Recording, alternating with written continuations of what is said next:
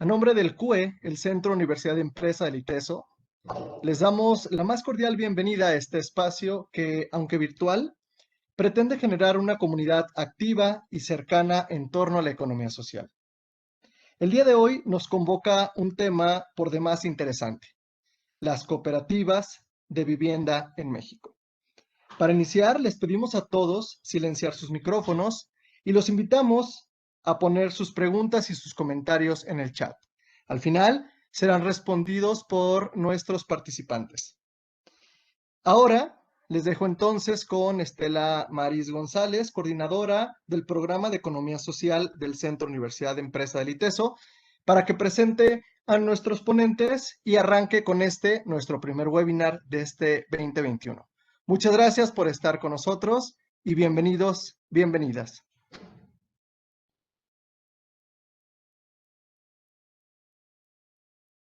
Bueno, muy buenas tardes a todos. Es un gusto tenerlos otra vez aquí en este espacio de colaboración y de participación que hemos estado generando desde el año pasado.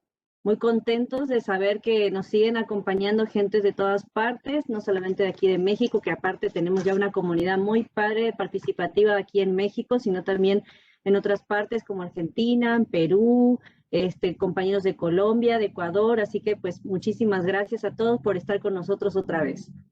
Este es la primer webinar, digamos, del año 2021. Y como bien dijo Mario, pues hoy nos acontece el tema de las viviendas en México. Es un tema que hemos estado viendo, que en repetidas ocasiones nos habían estado pidiendo. Como ustedes saben, este es un espacio para ustedes, para conocer más sobre la economía social, para saber más sobre los diferentes modos y tipos que hay para hacer economía social. Y bueno, este fue el primer tema que escogimos para este año. Hemos estado indagando y se darán cuenta que con una sola sesión de 2 horas no lo vamos a agotar al tema.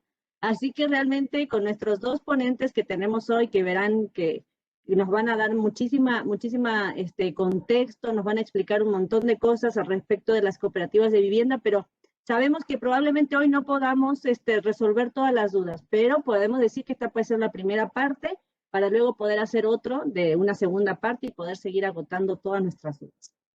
Pero bueno, agradeciéndoles nuevamente a todos que estén aquí. La primera parte de la sesión estaremos con Abraham, ahorita lo vamos a presentar, que nos va a contar un poco el contexto de las cooperativas de vivienda. Y luego tenemos a Mario, quien nos va a estar contando una experiencia en particular aquí de México, de una cooperativa de vivienda que ya funciona y ya está trabajando. Entonces, bueno, le voy a dar el paso primeramente a Abraham. Abraham Rodríguez Buendía, quien es arquitecto egresado de la Facultad de Arquitectura de la UNAM y ya trabaja desde el 2012 en proyectos que involucran el tema de diseño participativo, cooperativas de vivienda y producción social del hábitat. Es muy interesante el perfil de él. De hecho, él viene a contarnos su experiencia desde su colectivo Hábitat para el Buen Vivir, y es aparte profesor de diseño participativo, en la especialidad de vivienda de la UNAM. Pues muchísimas gracias, Abraham. Un gusto tenerte por aquí y muy contentos de estar compartiendo este espacio. Muchas gracias, Estela. Es un gusto estar por acá. Sé que me comentaron, ¿no?, que es un abierto, aunque el público, me imagino que por el tema de economía social o economía solidaria, también ya está enfocado a un punto, ¿no? Y creo que ahí es importante dirigirnos a él. Pues es un gusto estar acá, es un gusto estar presentando hoy junto con Mario, compañero que conocemos también muy bien.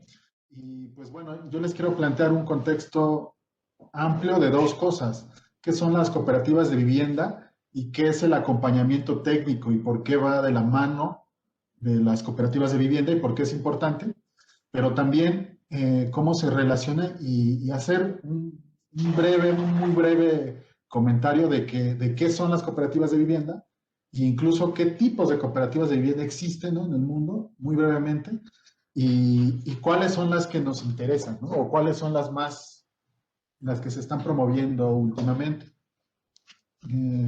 Supongo que puedo compartir mi pantalla. Vamos a ver.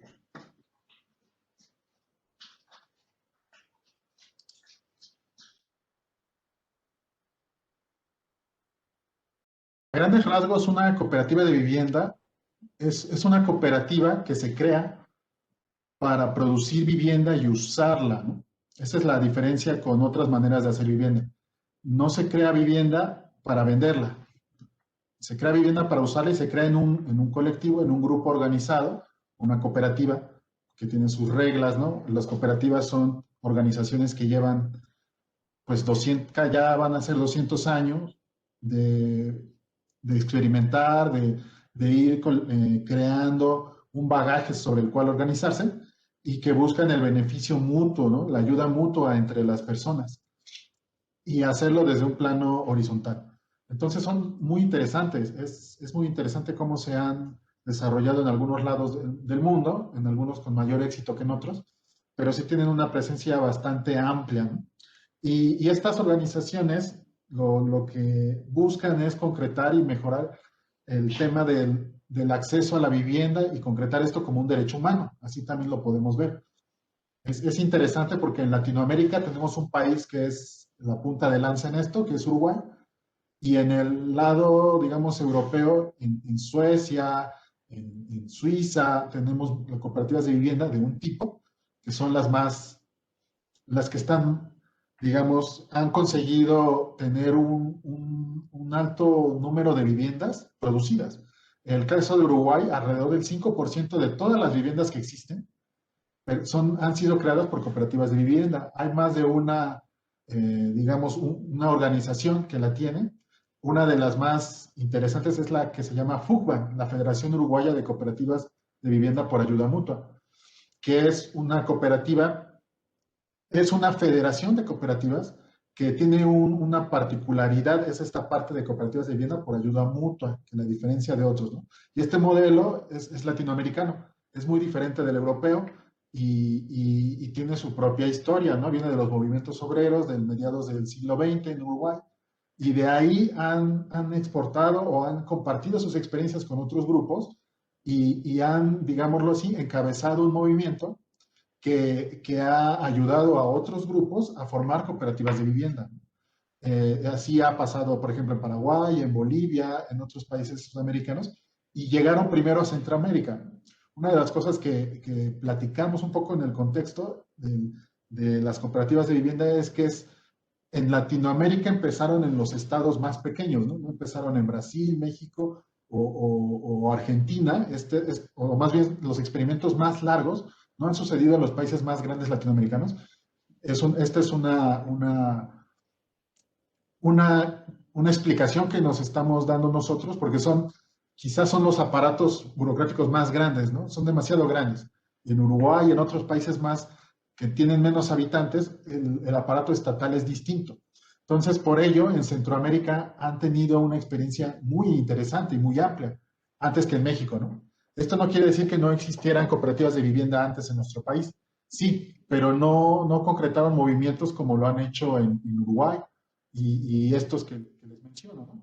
Entonces, es muy interesante cómo se da como proceso latinoamericano y cómo se da esta relación también con Europa y con otras cooperativas de vivienda que tienen sus particularidades, por ejemplo, en el norte de América, ¿no? En Canadá y en Estados Unidos. Entonces, si quieren, siguiente en la presentación, vamos a ver muy rápido un esquema que me parece que es muy sencillo y que hemos expuesto en otros lados, que nos explica algunos tipos de cooperativas de vivienda y que nos dan una idea general de, entiendo que esta es para esto, esta es para esta otra razón, ¿no? Y nos da y nos sitúa en qué es una cooperativa de vivienda por ayuda mutua, que es la que me interesa explicar. La siguiente, por favor. Aquí a grandes rasgos vamos a explicar estas, ¿no? Una cooperativa en un nivel muy sencillo es una en la que se realiza una autoproducción bajo un régimen cooperativo, es decir, producimos entre 5, 10, 15 personas nuestras viviendas, ¿no? Nos organizamos para conseguir créditos colectivos, para conseguir asesoría técnica, o sea, es decir, supervisión en la obra, planos arquitectónicos, también a lo mejor en la parte social nos organizamos entre todos, hacemos las cooperativas y producimos la vivienda. Una vez producida la vivienda, ya no tiene sentido la cooperativa y se acaba, ¿no? Y cada quien tiene su vivienda, quizá en un régimen de propiedad individual o propiedad privada, ¿no? También hay cooperativas para la adjudicación de las viviendas en propiedad. Esto es un poco más avanzado que lo de arriba. Existe la cooperativa que puede producir las viviendas, las construye y también va a pasar al final en que las va a adjudicar a los dueños de manera individual. Después existen las cooperativas que pueden producir la vivienda, pero siguen existiendo ya no para administrar la vivienda, sino para administrar y gestionar elementos comunes. Y luego hay estas otras cooperativas para uso y disfrute, en el cual, digamos, la propiedad de la vivienda siempre va a ser de la cooperativa, ¿no? Como una figura moral más amplia, en la cual, digamos, no se tiene la propiedad de la vivienda, ¿no? Esto es muy, muy importante. No se tiene la propiedad individualizada de la vivienda, como lo funciona en una propiedad privada. Pero esto no quiere decir que no se tenga el uso y disfrute completo de la vivienda, pero como un derecho de uso. Pero este derecho de uso no se puede vender. Esta es una particularidad de esto. ¿Qué es lo que pasa? Este derecho de uso sí se puede heredar, ¿no? Sí se puede transferir, pero no se puede vender porque la propiedad es colectiva. Es una propiedad cooperativa, en estricto sentido, es una propiedad cooperativa. Y esta es una diferencia en particular. Por otro lado, abajo en las cooperativas de arrendatarios es más como en el modelo, podemos pensar en las cooperativas, en la vivienda de estudiantes en Estados Unidos, que llegan a vivir los estudiantes para hacer la universidad, la carrera, y están un cierto tiempo ahí y después se van a mover. Entonces solo van a rentar, pero esta propiedad no es una propiedad privada, no están lucrando, puede existir una cooperativa que está administrando ese arrendamiento. También existen estos modelos en Europa en el cual la renta se da para ciertos grupos sociales, ¿no? Ciertos grupos tienen unas rentas fijas que no van a aumentar y a ellos se les renta la vivienda, ¿no? También hay otros modelos en el cual las cooperativas de este tipo producen vivienda y ellos tienen la propiedad y rentan la vivienda con precios accesibles a ciertos grupos sociales, ¿no? Sobre todo, ese ha sido el modelo sueco. Así ha funcionado. Pero entonces, la relación entre los habitantes y los cooperativistas está, no digamos rota, pero es diferente, ¿no? Está apartada una de otra. O sea, los arrendatarios no son cooperativistas, ¿no? Ese es un punto. Es más, los cooperativistas pueden formar parte de la cooperativa y ni vivir en esas viviendas. Pueden trabajar como si fuera una empresa distinta y los arrendatarios funcionan por otro lado, ¿no? Y por último, también pueden existir cooperativas que se pueden llamar de vivienda, pero que estén orientadas a rehabilitar, ¿no? De estas hay también distintos tipos, o sea, pero existen y han existido en algunos lugares donde se buscan renovar, por ejemplo, zonas históricas. A lo mejor se va a rehabilitar un edificio y aquí en México se ha intentado, pero no ha funcionado, de que se rehabiliten y se promueve la organización de las cooperativas de vivienda para rehabilitar el edificio y posibilitar que existan viviendas en estos edificios, ¿no?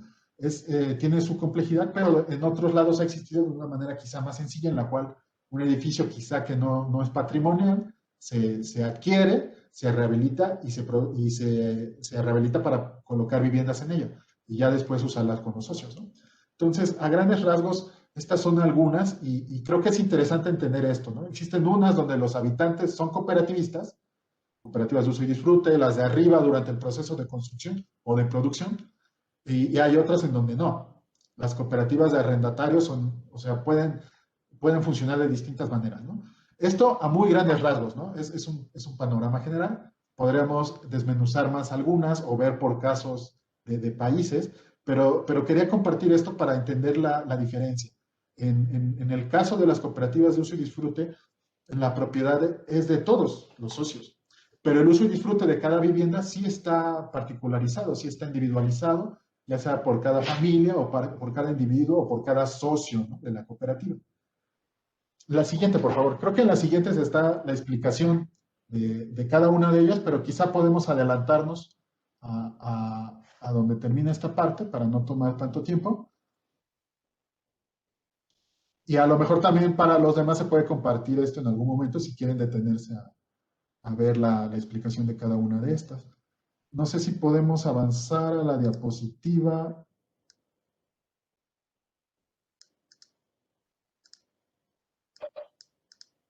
12, por favor.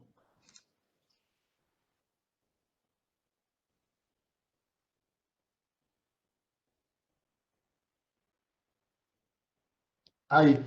Un poco aquí ya les platico un poco esto. Las cooperativas de uso y disfrute podemos tener un modelo centralizado en que una cooperativa tiene sus oficinas, no sé, en Insurgentes, ¿no? Ahí está, y va haciendo conjuntos, muchos, ¿no? Por etapas, y los va rentando después, poco a poco. Como les digo, la gente que trabaja en esa cooperativa va a su trabajo, no tiene que vivir en la cooperativa y van haciendo vivienda social. En el caso de Suecia sí existe, es interesante. Obviamente en los 90s hubo en todo el mundo un gran, desde los 80s, 90s hubo un gran retroceso en este tipo de políticas sociales para promover este tipo de modelo, pero han resistido, todavía existen varias de ellas.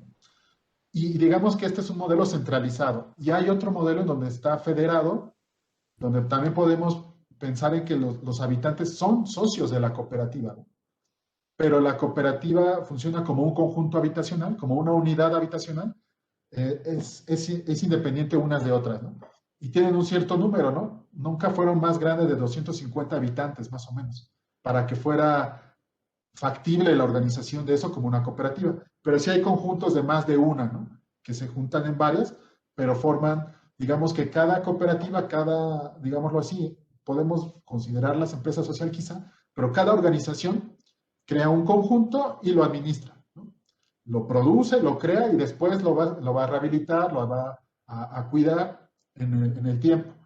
¿Y qué hacen para generar un peso político mayor? Se federan, ¿no? Crean entre varias, crean una federación y entre ellas pueden gestionar cosas frente a los gobiernos locales, frente al Estado, ¿no? Mejores condiciones de acceso a crédito para hacer nuevas cooperativas, ¿no? Para mejorar las cooperativas que existen.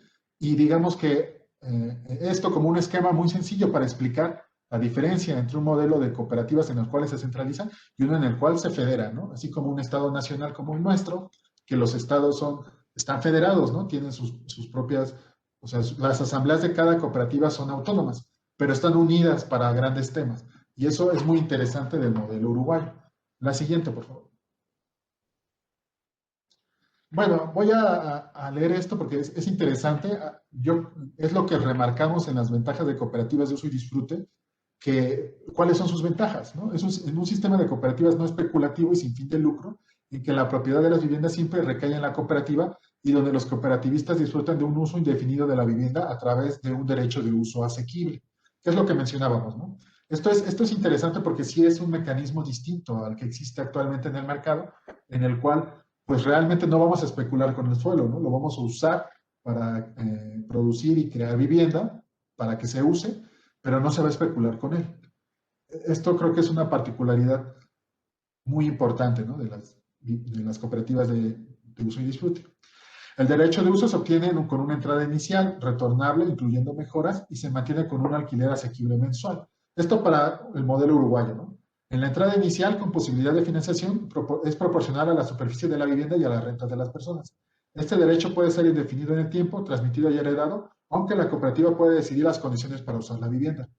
Una cooperativa, como cualquier organización, pues va a tener sus valores, va a tener sus principios, va a tener sus códigos de ética, sus reglamentos, y va a decidir quién los viola en algún momento, ¿no? Eso puede perjudicar al socio, pero estamos hablando de que estas reglas se ponen desde el principio, ¿no? Y que tienen que ser acordadas por cada uno de los socios para poder usarla. La que sigue, por favor. Bueno, también en las cooperativas, donde un habitante es socio de la cooperativa y está dispuesto a adquirir una vivienda en uso y disfrute, tiene varias ventajas, entre ellas en que se puede, como está participando desde antes de construir las viviendas, puede haber un diseño participativo y personalizado de las viviendas y también de los espacios comunes, antes de que lo hagamos. Esto no pasa en el mercado. En el mercado se crean las viviendas y uno ya llega y ya remodela, hace ciertas cuestiones. Obviamente en el desarrollo inmobiliario cada vez está más detallado qué requieren ciertos grupos, ¿no? Qué es lo que necesitan, qué amenidades quieren en las zonas comunes, pero en las cooperativas se hace de manera directa, ¿no? Y una de las propuestas de lo que llamamos acompañamiento técnico es que se haga a través de diseño participativo, porque los habitantes ahí están.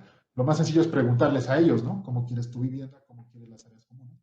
E involucrarlos en el proceso de lo que esto implica, ¿no? Porque si hay más áreas comunes, a lo mejor el costo del crédito pues varía, no se puede pagar todo, pero se puede conseguir de otro lado. implica otro nivel de organización. El derecho de uso con tendencia a la baja, destinado a retornar la deuda para construir o rehabilitar las viviendas, el mantenimiento y la mejora del edificio a los gastos comunes y la cooperación entre las cooperativas y los usuarios, ¿no? Estas son algunas de las cuestiones. La siguiente, por favor.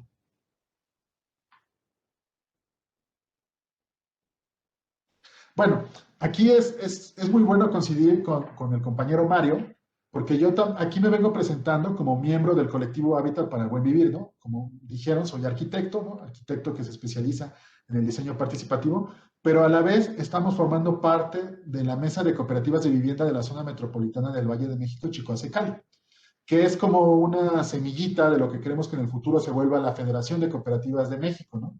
De cooperativas de vivienda por ayuda mutua.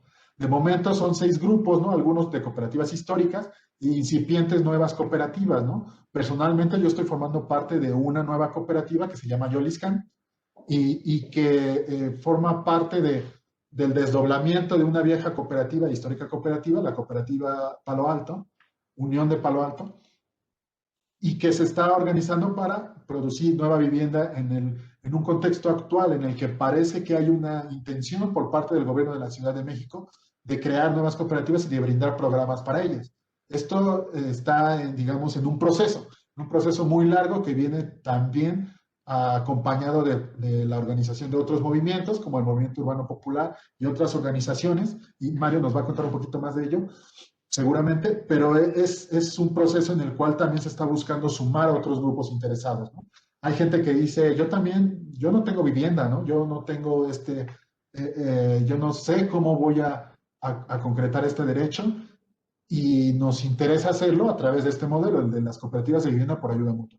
Entonces, por eso quería presentar esto y mencionar que estamos a punto de sacar una campaña sobre la vivienda como un derecho y no como una mercancía.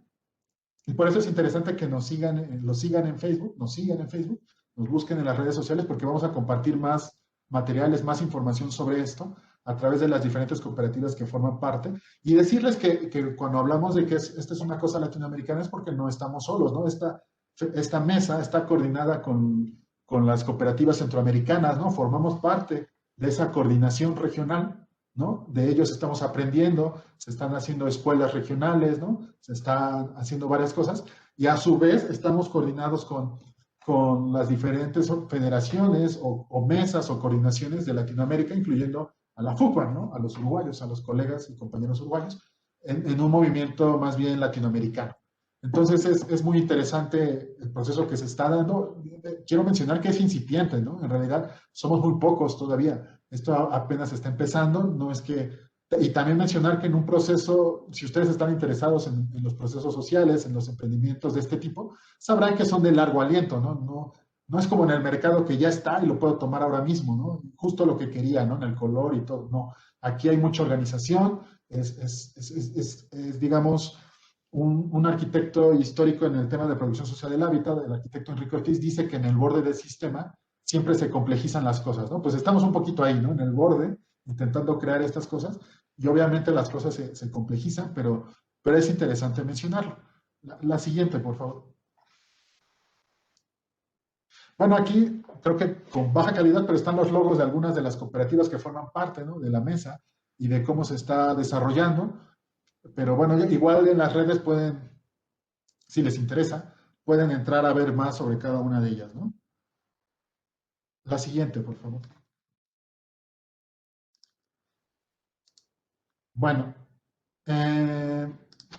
como yo lo mencioné, soy arquitecto y en los últimos 6 años he estado cerca de una de las cooperativas de vivienda más representativas, sino la que más, de la Ciudad de México, la cooperativa de vivienda Unión de Palo Alto. Tiene un caso muy particular porque fue fundada en los 60, 70, ¿no? Del siglo XX. Ha tenido una larga historia y está ubicada en una zona de una muy alta plusvalía. Está al lado del edificio del Pantalón, en Coajimalpa, en la zona poniente, antes de la entrada de Santa Fe.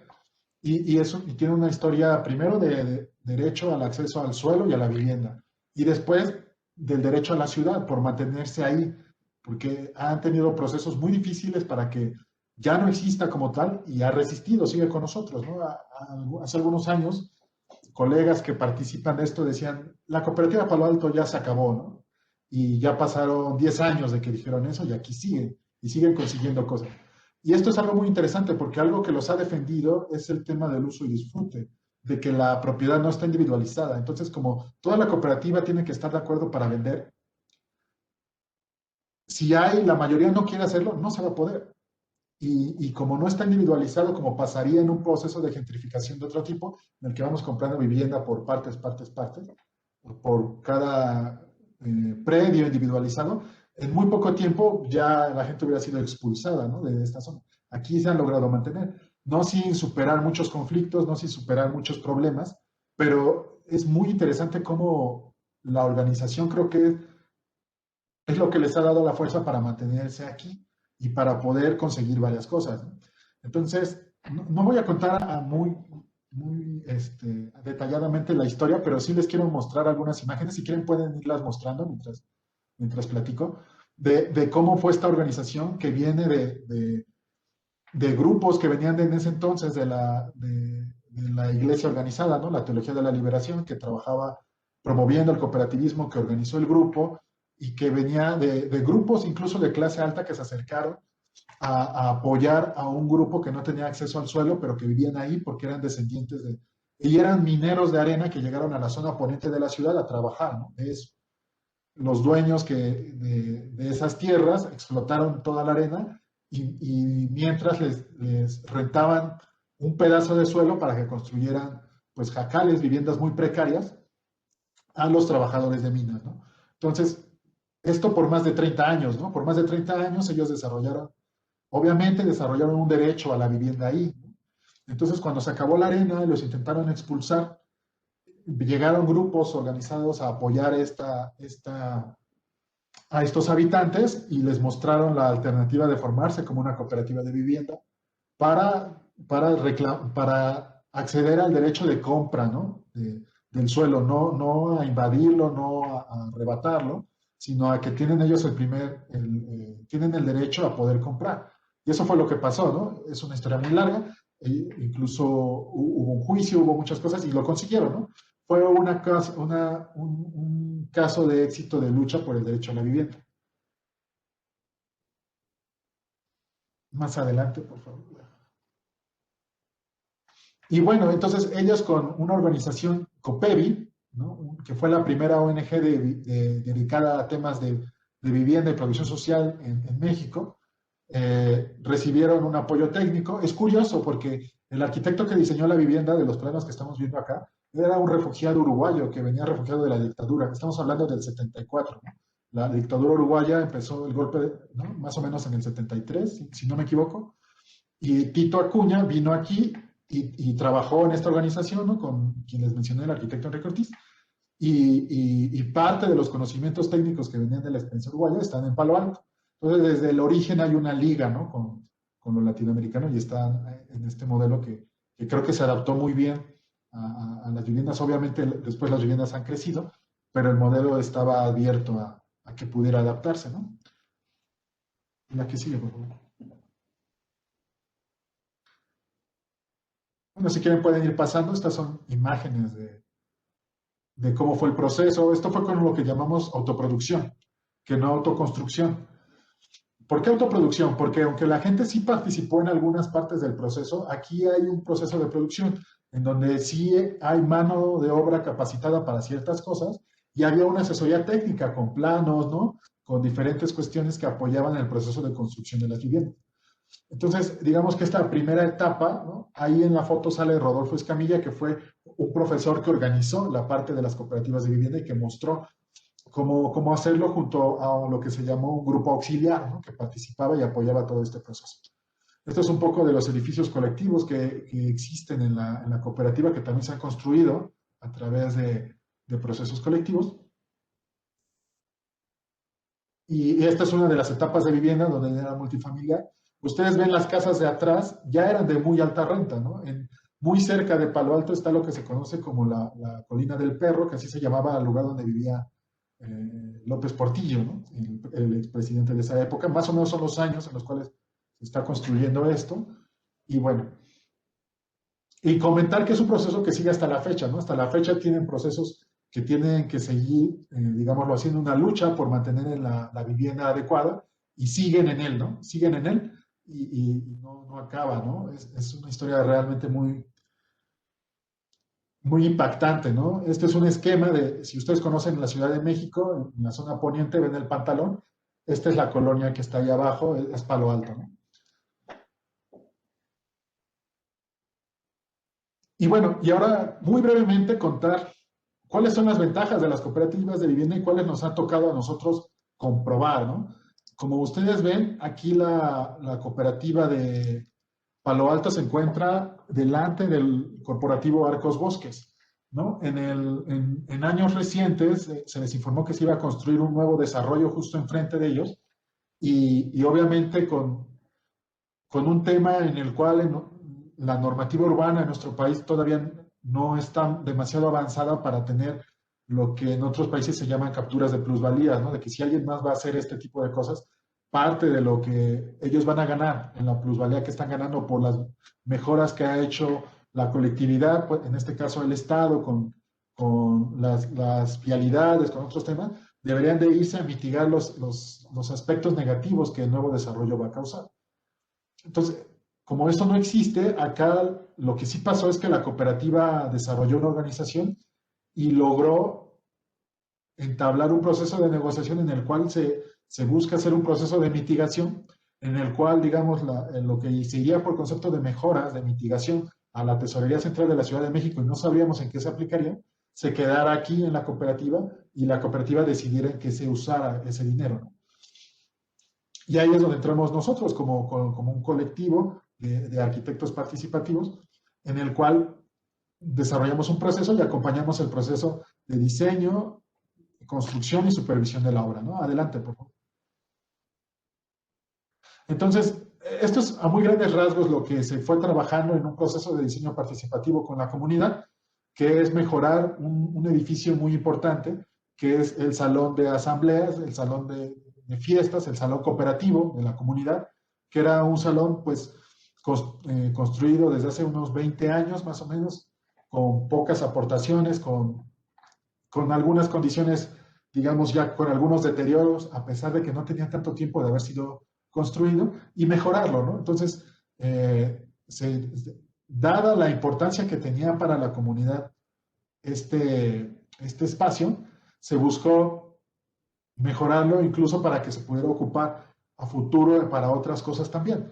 Entonces fue curioso porque en el proceso que tuvimos, nosotros en primera instancia les recomendábamos no destinar tantos recursos a solo este edificio, ¿no? Finalmente se decidieron que iban a hacer dos acciones muy puntuales, pero se podían destinar en más cosas si no se mejoraba tanto este espacio. Pero nos caímos en cuenta que sí era un punto muy importante para la comunidad del edificio y que se mejorara mucho, ¿no?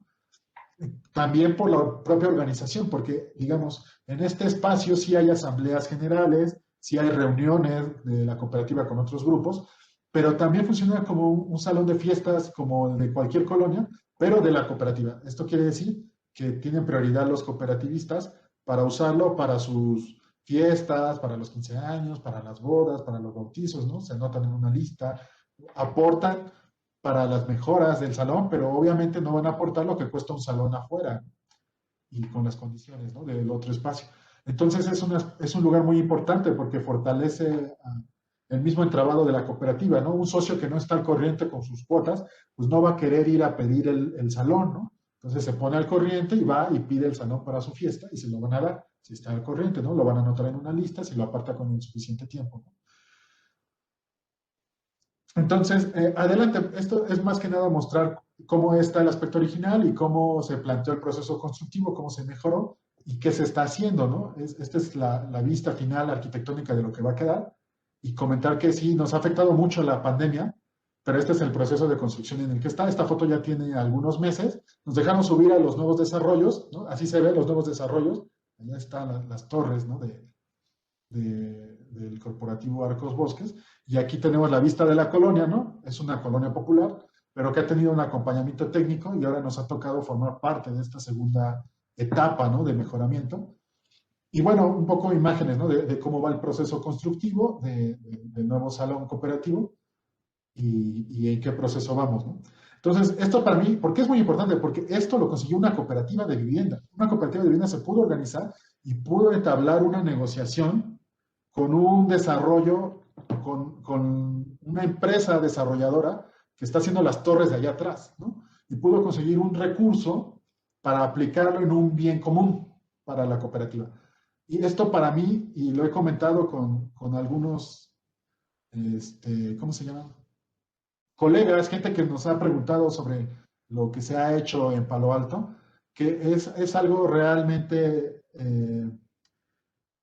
no hemos visto en otras colonias que pase esto, ¿no? En otras colonias sí existe una organización popular, más en los pueblos originarios, ¿no? Tienen organizaciones muy fuertes, pero en las colonias que han sido construidas de manera reciente, el tema de la participación más bien clientelista diluye estos procesos, ¿no? Si hay uno o dos líderes que organizan todo, es difícil que se concreten este tipo de procesos, ¿no? Más bien se quedan entrampados en prácticas, pues, de otro tipo y no se concretan en procesos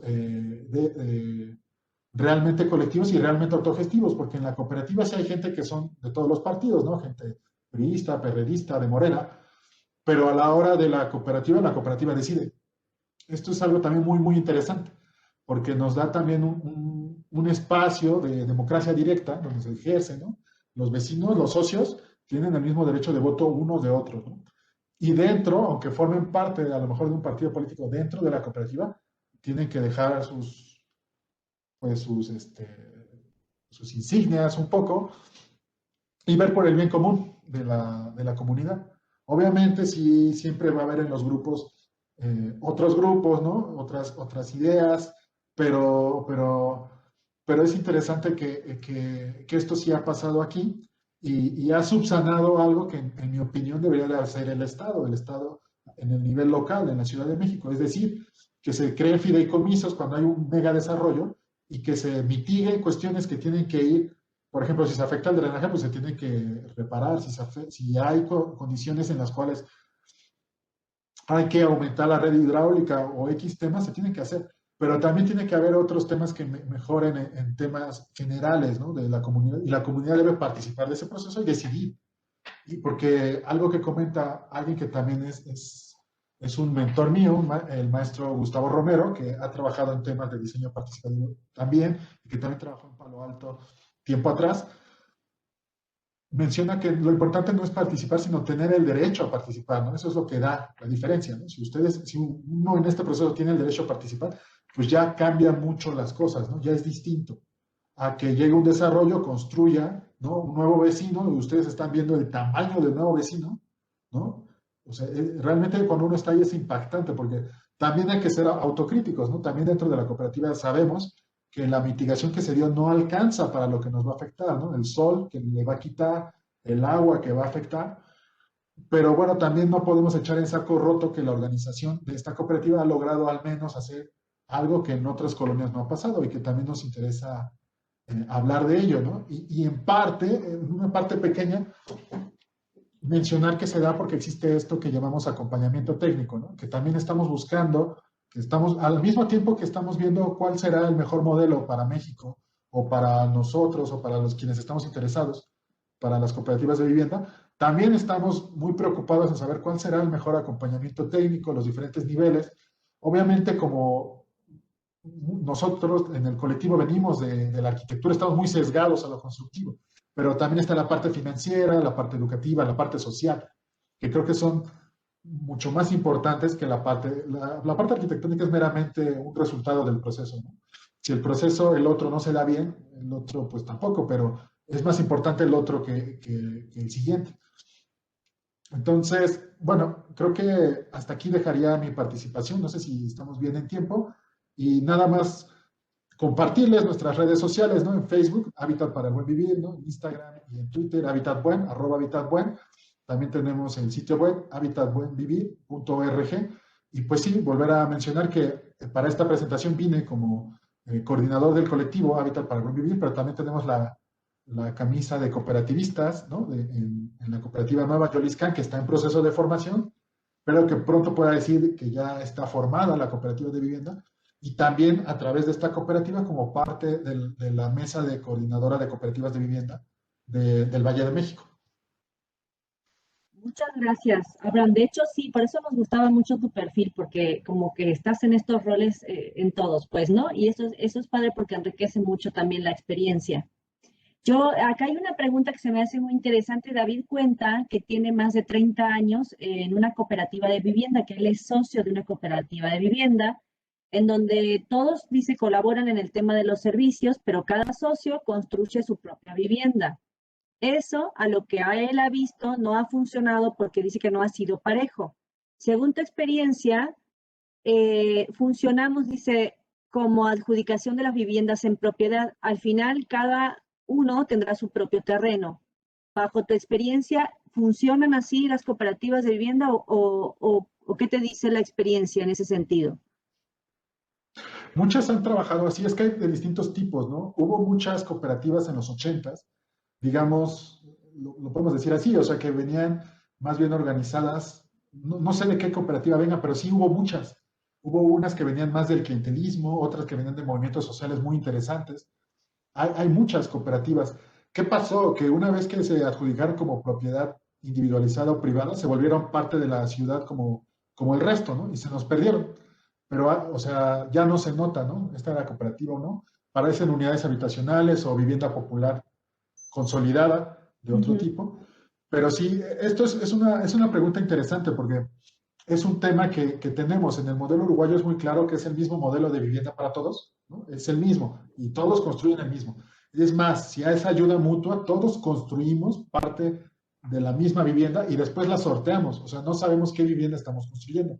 Las primeras etapas de vivienda de Palo Alto así fueron, construían y se sorteaba y tú no sabías si estabas construyendo tu vivienda, pero tenías que aportar horas de ayuda mutua para mejorar esa vivienda, ¿no? Entonces, ese es en el modelo uruguayo, pero ¿qué pasa, no? Las viviendas, en nuestro contexto, en México, se tienen que adaptar a la particularidad de cada familia, ¿no? Se tienen que adaptar a distintas condiciones, deben de ser flexibles. Entonces, es un tema. ¿Qué hacemos? Podemos hacer como un soporte de la vivienda, ¿no? En el cual se nos haría muy interesante retomar esta parte de la ayuda mutua, ¿no? Del modelo uruguayo, en el cual todos participamos y ya después que cada quien adapte la vivienda, ¿no? Creo que eso es una mezcla así podría funcionar. Es verdad que, y esto pasó también en Palo Alto y en otras cooperativas, ¿no? Algunos pudieron modificar más su vivienda, ¿no? Y otros se quedaron con el pie de casa muchos años. Obviamente esto depende, hay cosas que las cooperativas de vivienda no pueden subsanar dentro de los grupos, también hay diferencias, ¿no? Aunque sean vecinos, algunos pueden tener más ingresos, otros no, y esto es interesante porque yo creo que para fortalecer el proceso cooperativo sí tiene que haber un proceso de construcción por ayuda mutua en el que todos participen y se haga un sorteo, porque esto ha funcionado muy bien en Centroamérica y en Uruguay, y va muy en concordancia con el modelo.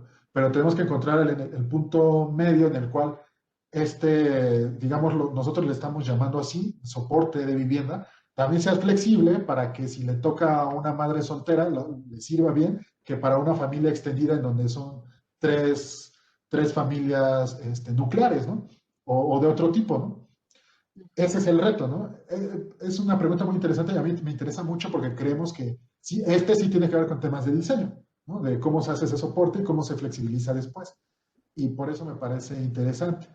Obviamente todavía estamos experimentando porque cambia mucho, ¿no? En el caso de Palo Alto, las primeras viviendas fueron viviendas individuales, que ustedes vieron, ¿no? Que eran pequeñas, pero eran individuales, entonces la flexibilidad de ellas es más amplia. Luego vieron una foto en donde había un edificio de departamentos en 3 niveles, que eran eso, ¿no? Departamentos. Los departamentos tenían un crecimiento también que se llamaba en ese momento progresivo, pero es mucho más limitado que una vivienda individual.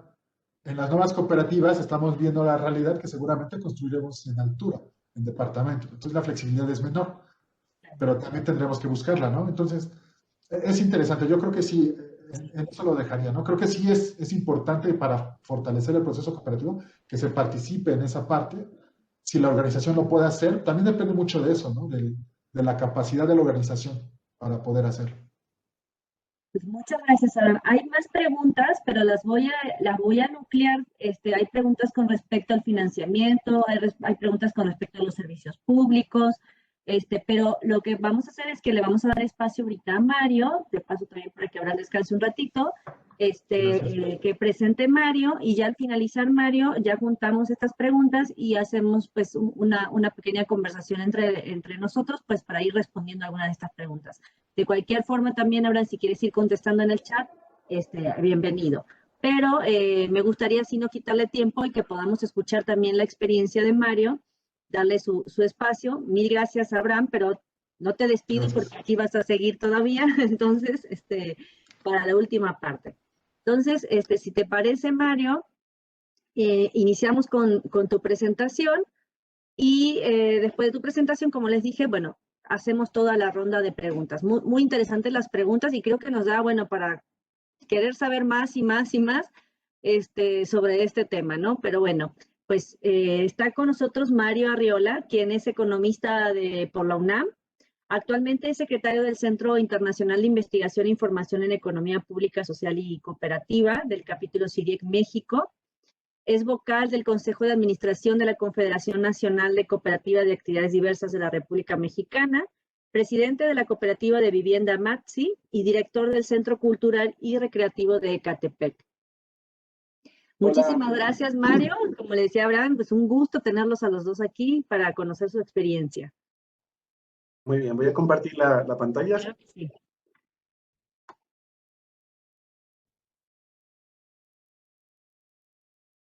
¿Se ve bien? Sí. Sí, perfecto. Creo que se va a ver así porque no tiene función de presentación completa, pero creo que no hay ningún problema porque está bastante amplio. Bueno, antes que nada, muchas gracias al ITESO y a su programa de Economía Social por estar interesados en los temas de cooperativas de vivienda, que para México es muy importante. Sobre todo es un tema que no se trata mucho y para el tema de las cooperativas de vivienda es un reto estar visibilizados tanto en las cuestiones que tenemos como la legislación y las políticas públicas, pero también para el sector académico es muy importante para nosotros un aliado estratégico que lo menciona Abraham dentro del sistema de producción social de vivienda, la vivienda asistida, las cooperativas de vivienda siempre hemos compartido con los técnicos el desarrollo de nuestras organizaciones. También agradezco enormemente a Bere Reyes de Laines, que fue este vínculo de participación nuestra de MATSI con el ITESO, y también saludar a los compañeros que están de CIRIEC México y compañero Carlos Mancilla de Argentina, que nos está acompañando de la cooperativa Faluchos, una cooperativa de vivienda, y también de la Confederación de Cooperativas de Argentina, Cooperar, y los compañeros de la Mesa de Cooperativas de Vivienda por Ayuda Mutua de la Zona Metropolitana de Valle de México. Un saludo para todos y a los demás acompañantes que están en esta reunión. Primero que nada, quiero aprovechar esta oportunidad para poder dedicar esta presentación en memoria de don Miguel Moreno Sánchez, que falleció recientemente, que es quien era nuestro socio y contador de la cooperativa de vivienda MATSI. Él fue un gran impulsor del cooperativismo en términos fiscales y contables. Él fue contador de la Confederación de Cooperativas Pesqueras en México por muchos años. Fue nuestro asesor para que se fundara MATSI. En los años recientes estaba acompañando el proceso de la Confederación de Cooperativas de Confederación Nacional Cooperativa de Actividades Diversas y también al Consejo Superior del Cooperativismo en México. Entonces, es una gran persona, es una gran pérdida que tenemos en el movimiento cooperativo y no sé si podíamos dedicarle un minuto de silencio en memoria de nuestro compañero. Claro que sí, Mario.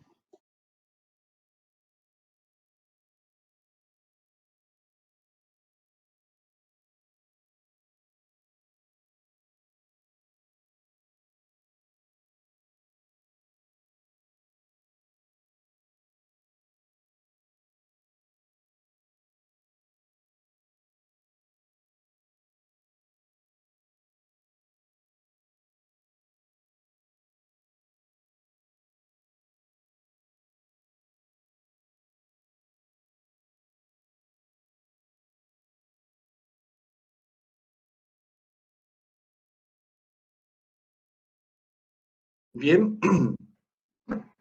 la presentación que tenemos tiene que ver con estos temas, una introducción, la situación actual, sobre todo el sector de vivienda, no solamente cooperativo, sino el sector de vivienda en México, la situación actual que tenemos, que es una crisis real desde hace muchas décadas.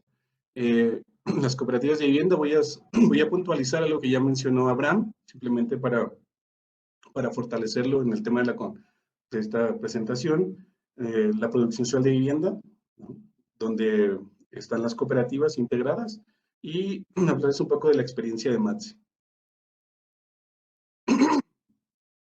Bien, ¿cómo empezó todo acá en MATSI? Bueno, el tema es un poco más antes de que se formara MATSI. En 1974 hubo un conflicto social entre la empresa estatal Sosates Coco y los habitantes que estaban muy cerca de la empresa del, del Salado, que estaba alrededor de la empresa Sosates Coco. La Sosates Coco fue una de las empresas más importantes del siglo pasado en México en niveles de exportación, eh, con productos no petroleros. Era la empresa más importante de exportación, producían sosa cáustica, que es un elemento que se utiliza para la potabilización del agua en las ciudades, y eso pues lo hacía de alta demanda en todo el mundo. Y también de manera fortuita, bueno, estamos aquí donde estamos nosotros, en Ecatepec, estamos en lo que era el lago de Texcoco, y las condiciones del territorio le permitían, aparte de generar el principal producto que era la sosa cáustica, era encontraron de manera fortuita un producto que nacía naturalmente aquí, que era la alga espirulina. Era un superalimento que también era muy importante en los niveles de exportación y que se daba de manera natural sin la necesidad de que ellos tuvieran en un principio que, tener la intención, pero permitieron esa posibilidad ahí. Bueno, esta lucha duró 4 años, y eso es lo que realmente le permite a MATSI surgir. O sea, esta lucha, antes de la cooperativa, a los dirigentes de esta asociación civil, que eran colonos de esta comunidad, durante 4 años, y eso tiene que ver con muchas gestiones públicas, estar viendo oficinas, estar conociendo personajes, líderes sociales, que permitieron que la asociación le ganara un juicio, que el Estado reconociera y permitiera la permuta de la reubicación de los habitantes. Estamos hablando que en su principio eran 50 familias y que al final fueron más de 300 las que se vieron beneficiadas, y logran constituir o crear más que nada crear la colonia popular Gustavo Vaz Prada. Y quiero comentar algo con esta imagen. Esta es una imagen satelital de Google, donde se puede ver el caracol, ¿no? Este caracol fue creado en la década de los 40, cuando estaba en funciones, cuando inició funciones la empresa Sosa Texcoco. Es un caracol diseñado por la primera generación de químicos de la Universidad Nacional, y lo que permitía era proveer de materia prima a la fábrica, a la empresa, ¿no? Lo que hacían era inundarla durante 6 meses, y se secaba durante los otros 6 meses del año, y tenían materia prima de manera directa. Lo que podemos ver aquí en esta parte es las Américas. Y uno de los problemas, el conflicto que se tuvo entre la Sosa Texcoco y los habitantes del Salado, era que no había condiciones para vivir, porque el terreno es muy salitroso en esa zona, ¿no? Eso permitió la implementación de la fábrica que se ubicara ahí, y el argumento era que no se podía vivir ahí porque no hay condiciones por el territorio. Pero ahora tenemos, hace algunos años, un megaproyecto de vivienda que yo creo que se puede ser una síntesis del modelo de la política pública de vivienda en México, y yo creo que en muchas latitudes de América Latina, que es el tema de la mercantilización de la vivienda. Tenemos un proyecto, toda esta parte de aquí son las Américas. Estamos hablando de más de 35,000 viviendas, y esto todavía sigue en proceso de construcción, ¿no? Entonces, nos sacaron de ahí para reubicarnos, estamos muy agradecidos de eso, pero contradictoriamente ahí hay un megadesarrollo de viviendas, ¿no? Ahí se entenderán las complicaciones que tienen los compañeros, los vecinos en las Américas. Muy bien. ¿Qué le da vida a MATSI? MATSI es la cooperativa de vivienda a la que represento. la colonia de Gustavo Vaz Prada, que es el resultado de esta permuta, de esta lucha social, y que le permite a todos los dirigentes, mayoritariamente mujeres, tener esa experiencia de cómo gestionar la vivienda ante las autoridades, ¿no? De cómo incidir para poder garantizar los derechos de la vivienda. Y esta colonia se funda en el 78, estamos hablando del siglo pasado, estamos hablando de 376 familias beneficiadas que se cambiaron del terreno y las ubicaron ahora donde está la colonia Gustavo Vaz. Estamos en la avenida 1 de Mayo, que conecta con la avenida Central y la vía Morelos, que son dos de las vías más importantes de nuestro municipio. Y nuestro municipio siempre se ha caracterizado por ser un territorio de movilidad de mercancías y de personas, por la ubicación estratégica que tenemos, la cercanía que tenemos con la ciudad. Pero esto tiene que ver, ¿por qué las habitantes o sea, por qué las personas llegan al Salado, ¿no? O sea, ¿por qué tiene que ver con la fundación o la fundación del municipio en esta etapa contemporánea, esta etapa moderna, que tiene que ver con la migración del campo a la ciudad, desarrollo industrial en las ciudades y el cierre del poder generar vivienda en la Ciudad de México, antes el Distrito Federal o antes el Departamento del Distrito Federal, que impidió la posibilidad de generar más vivienda. Entonces, los habitantes que venían de otros estados, principalmente Michoacán, Oaxaca, Guanajuato, ¿no? Que llegaban a la Ciudad de México, lo que hacían era llegar al Estado de México, a Ecatepec, porque estábamos muy cerca de la capital, y aparte de que también Ecatepec generó en esa época de los 40 hasta los 80, antes del proceso de desindustrialización del municipio, eso fue en los 90, finales de los 80, 90, logró generar una gran base industrial y, por supuesto, también la Ciudad de México, y eso generaba que fuéramos un polo de atracción de población y buscar la vivienda. Era de esta manera en la que lo hicieron las personas del Salado, compraron terreno en la zona metropolitana que estuviera cerca de su fuente de trabajo, ¿no? Pero se generó este conflicto. Entonces, esta cooperativa, perdón, esta colonia popular es la que le permite dar experiencia a los líderes, y por eso se logra Matsi, porque a partir de eso, una de las dirigentes de ese movimiento, que es la señora Marina Arriola, quien es mi tía, y que ha conservado toda esta memoria y me la ha transferido a lo largo de este tiempo, permite tener el contacto con varios líderes sociales, y uno de ellos que estamos muy agradecidos con él, que fue un sindicalista, Jesús Martínez Cabrera. Era un sindicalista del sector metalúrgico industrial que apoyó bastante a nuestra colonia para poder lograr la reubicación, por supuesto, pero también una vez que estábamos reubicados, pues había que generar, estaba leyendo en los comentarios el tema de cómo se consiguen los servicios públicos, pues a través de la lucha. Entonces, estos vínculos nos permitieron poder generar la garantía de esos servicios, que era la instalación, sobre todo que tiene que ver con la factibilidad de servicios, que es el agua y el desagüe, ¿no? O sea, el drenaje es lo más importante para el tema de la vivienda, si no, no se puede pensar, uno puede tener una idea, una ideología lo más utópica posible, pero si no tiene factibilidad de servicios, no hay posibilidades de garantizar el hábitat ni la vivienda de las familias ahí. En esta foto, bueno, esta es la foto de la avenida, avenida 1 de Mayo, estamos en la esquina Jorge Jiménez Cantú. Nuestra colonia se llama Gustavo Vaz Prada porque fue un momento histórico. En ese momento estaba el doctor Gustavo Vaz Prada, que fue rector de la UNAM y fue gobernador 2 veces, gobernador revolucionario, gobernador en un momento en un estado democrático. El doctor Gustavo Vaz Prada, que fue el que dio que en su tiempo se dio la sentencia, la esquina Jorge Jiménez Cantú, para el gobernador también del Estado de México saliente.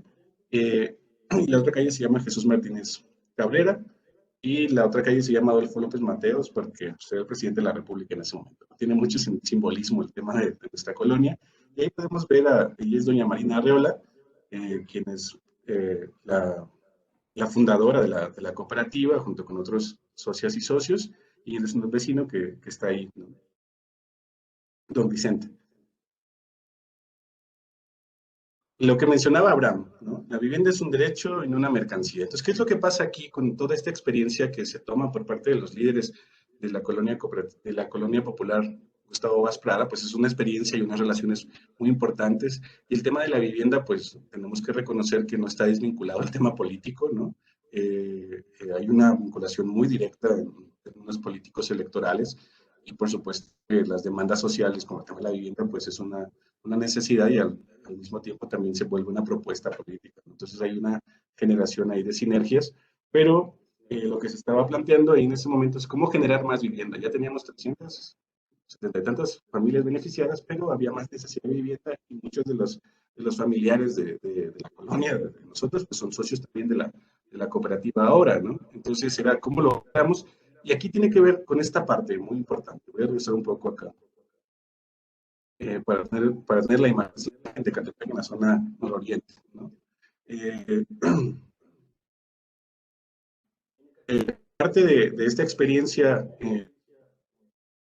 civil Salado y esta lucha social, también lo que permite que exista Maxi actualmente es que en México,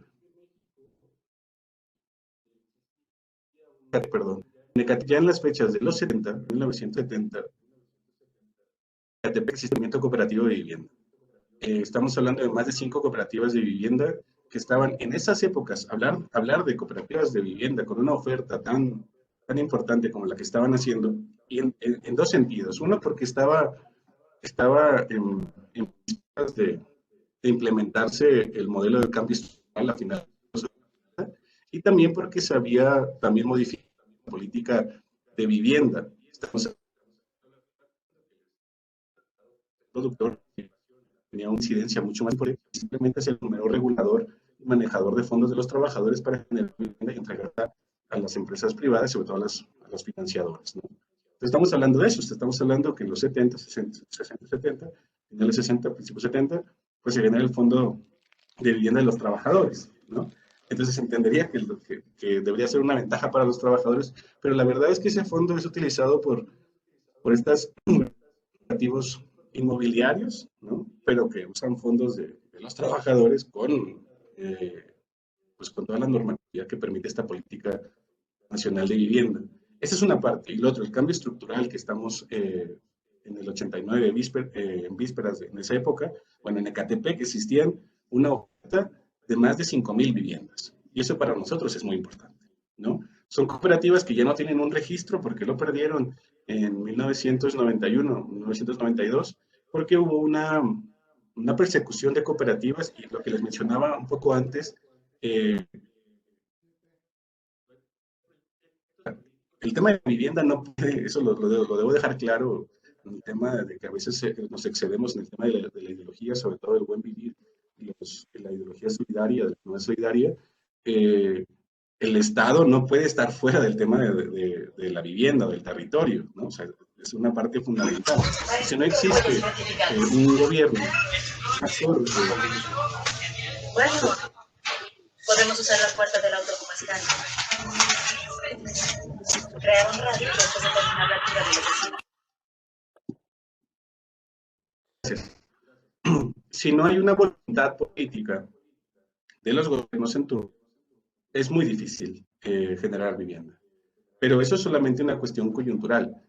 Y lo que estamos peleando ahora, lo mencionaré más adelante, si no existe una política de Estado que favorezca la vivienda, es mucho más difícil. Una es la capacidad de gestión que tienen las personas de poder negociar con los actores políticos que aparte tienen esa voluntad de poder generar vivienda social, pero eso no es suficiente porque cada periodo de 3 o 6 años nos veremos enfrentados al mismo problema. Pero si existiese una política de Estado, una política pública, eso se resolvería. Bueno, el tema es que también hubo una participación importante por parte del presidente municipal en esas épocas, don Mario Vázquez, que fue el impulsor de estas 5 cooperativas, y bueno, en los 90 pues cambia de gobierno y entonces existe otro presidente que no estaba muy de acuerdo con este modelo y este proyecto político de desarrollo municipal, y que aparte, bueno, ustedes lo entenderán cuando vienen por la autopista México-Pachuca y giran a la viniendo del sur hacia el norte y giran a la izquierda, pueden ver toda la Sierra de Guadalupe que ha sido invadida, pues esa era la parte contraria que se le fue encima a las cooperativas y que tuvieron una fiscalización muy fuerte. Recordemos que antes de 1994 contábamos con otra forma de hacer cooperativas, porque la Ley General de Sociedades Cooperativas se reforma en el 94, pero antes teníamos una oficina de fomento cooperativo y teníamos una confederación que estaba también con el Estado, entre la Secretaría de Trabajo y la Secretaría de Economía, ¿no? O Industria y Comercio en un momento, y eso funcionaba un poco como los sindicatos que generaban tomanotas, entonces no era como esa gran libertad que tenemos ahora, pero tampoco tenemos fomento ahora, ¿no? O sea, es una contradicción que también tenemos ahora. Entonces, se hizo una fiscalización muy fuerte por parte de este gobierno en los 90 y se le fue encima a todas las cooperativas. Y sí es importante reconocer que algunas de ellas tenían unas malas prácticas, ¿no? Pero la mayoría no. Y también había un desconocimiento por parte de sus dirigentes. Y en el caso de Matsi, recordando a don Miguel Moreno y al licenciado Padilla y al licenciado Flores, que fueron un grupo de asesores de la Confederación de Cooperativas Pesqueras que apoyaron a Matsi para poder tener todo en regla. Matsi sufrió ese embate también, duramos más de 24 horas seguidas aquí en la oficina de la cooperativa, teniendo personas de Hacienda, personas de la Oficina de Fomento Cooperativo, revisando todos los libros, revisando todos los libros de asamblea, los libros de socios, para ver si no había algún impedimento o algo que nos impidiera seguir teniendo nuestro objeto social vigente, ¿no? Y Matsi es como heredera de ese legado y logra ser la última cooperativa que se forma de ese movimiento y la última que queda en Ecatepec, ¿no? El Estado de México tiene otras cooperativas, pero ya veremos adelante el tema que se tiene aquí, de la situación de las cooperativas en México.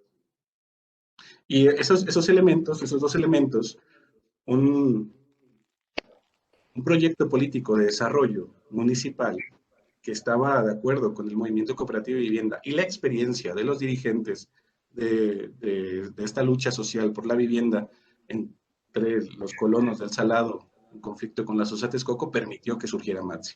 Para nosotros es muy importante mencionarlo porque parece que las cosas a veces son espontáneas, pero no, tienen un sentido muy importante que acabo de mencionar. Muy bien. Para poder entender, tomaré 15 minutos más, bueno, 10 minutos más para poderlo acelerar. Solamente quería dejar esta parte muy importante para mí.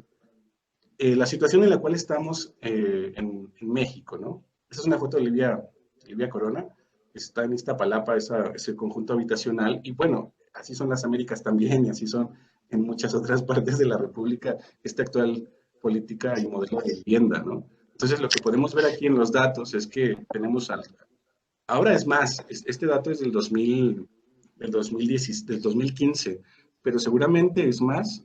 El déficit de vivienda se calcula en 12 millones de viviendas, según la SEDATU, y estamos hablando que ese déficit tiene que ver con vivienda nueva y mejoramiento de vivienda. Y esto es muy importante. Este tipo de viviendas que ven aquí, como estas en toda la República,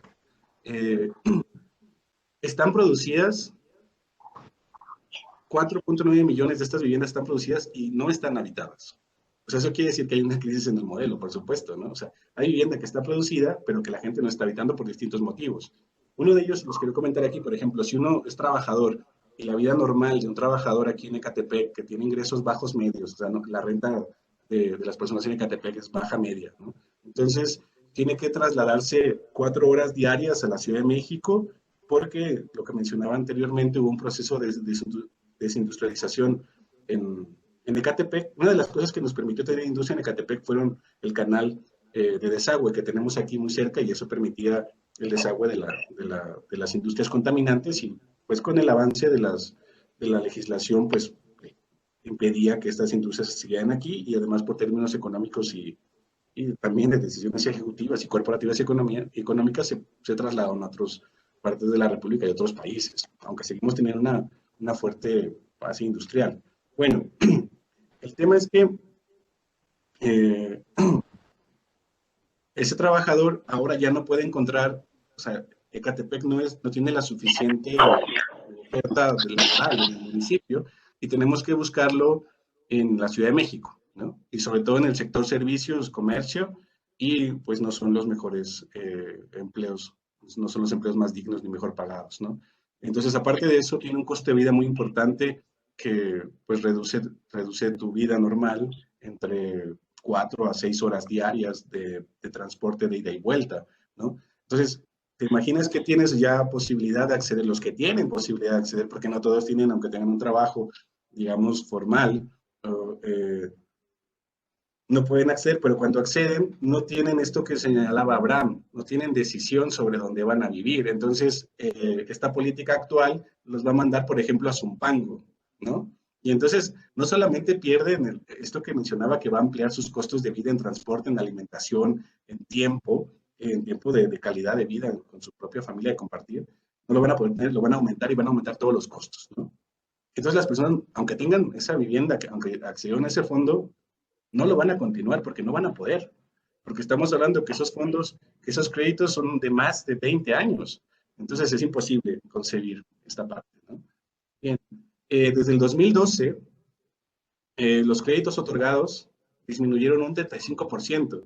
Y en los últimos 5 años, o sea, el acceder a un crédito no ha superado los 2 dígitos. O sea, si ven el déficit de vivienda, que son 12 millones es más de 12 millones ahora, que tenemos 5 millones de viviendas que están construidas bajo este modelo, pero que no están habitadas, y que en los últimos años el acceso al crédito no supera el 10%, no vamos a llegar a cubrir, con este modelo no vamos a llegar a cubrir el derecho a la vivienda, ¿no? Y entonces por eso las cooperativas de vivienda deben ser consideradas, y que lo son, porque, o sea, lo son en papel, consideradas como una vía muy importante para resolver este problema de la vivienda, de acceso a la vivienda.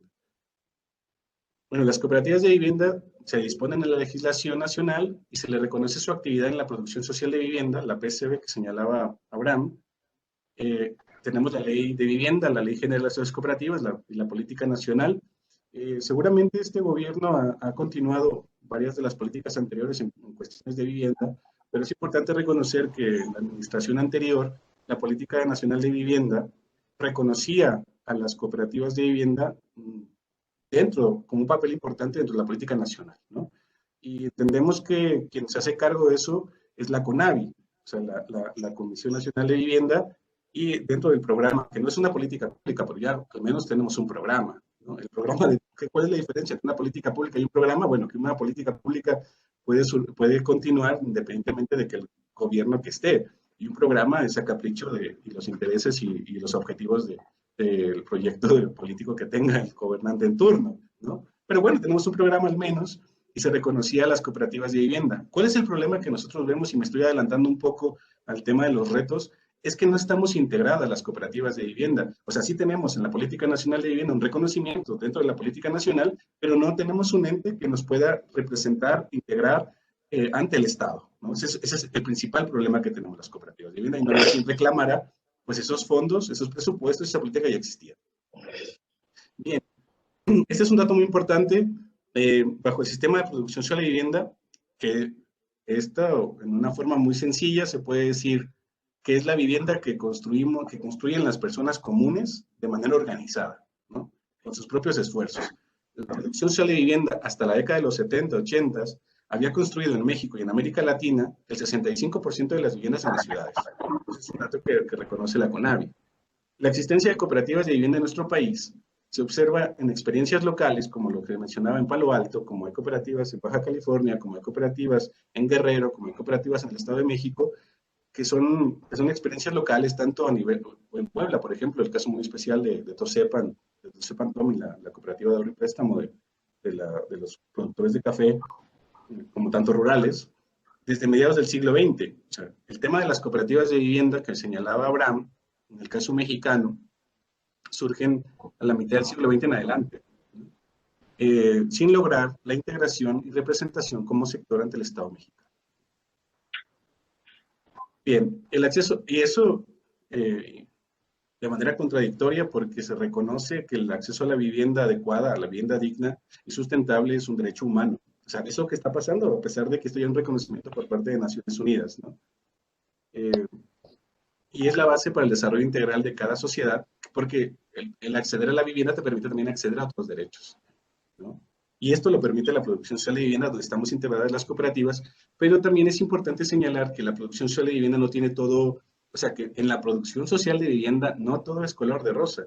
La producción social de vivienda no solo integra cooperativas, integra organizaciones de otro tipo, sociales, civiles, políticas, y que también ha sido un problema el tema de cómo se han manejado algunos grupos que seguramente muchos conocemos en la producción social de vivienda, que también han generado problemas por no mantener principalmente el tema de garantizar la factibilidad de servicios a sus socios y tampoco respetar los programas de desarrollo urbano, ¿no? Por lo que les mencionaba, la Sierra de Guadalupe en Ecatepec pues, fue invadida y hay un gran problema con temas de agua en Ecatepec, un tema de movilidad y cuestiones de protección civil, y podemos decir que esas viviendas se hicieron en producción social de vivienda, pero no son lo mejor, ¿no? También han generado problemas la producción social de vivienda, y por eso nosotros en MATSI estamos convencidos de que las cooperativas deberían encabezar la estrategia de producción social de vivienda, por los elementos, un elemento muy importante, el control democrático de las organizaciones no se da en todas las organizaciones sociales de producción social de vivienda. Entonces sí debería ser un ejemplo en las cooperativas de vivienda, pero no tenemos esa fuerza todavía para poder lograrlo. El actual sistema de vivienda institucional en México y en diferentes horizontes del mundo se fundamenta en la especulación de la vivienda, como una mercancía y no como un derecho, lo que hace imposible garantizar mediante esta forma una vivienda digna y sustentable a toda la población, lo que mencionaba al principio, ¿no? Y bueno, una frase me gusta mucho del arquitecto Arturo Ortiz, un arquitecto urbanista, dice, bueno, lo que pasa es que este sistema no produce viviendas, lo que produce son créditos, ¿no? Ese es el gran problema que tenemos actualmente. Bueno, ahora, así entrando en tema, ¿qué son las cooperativas de vivienda, no?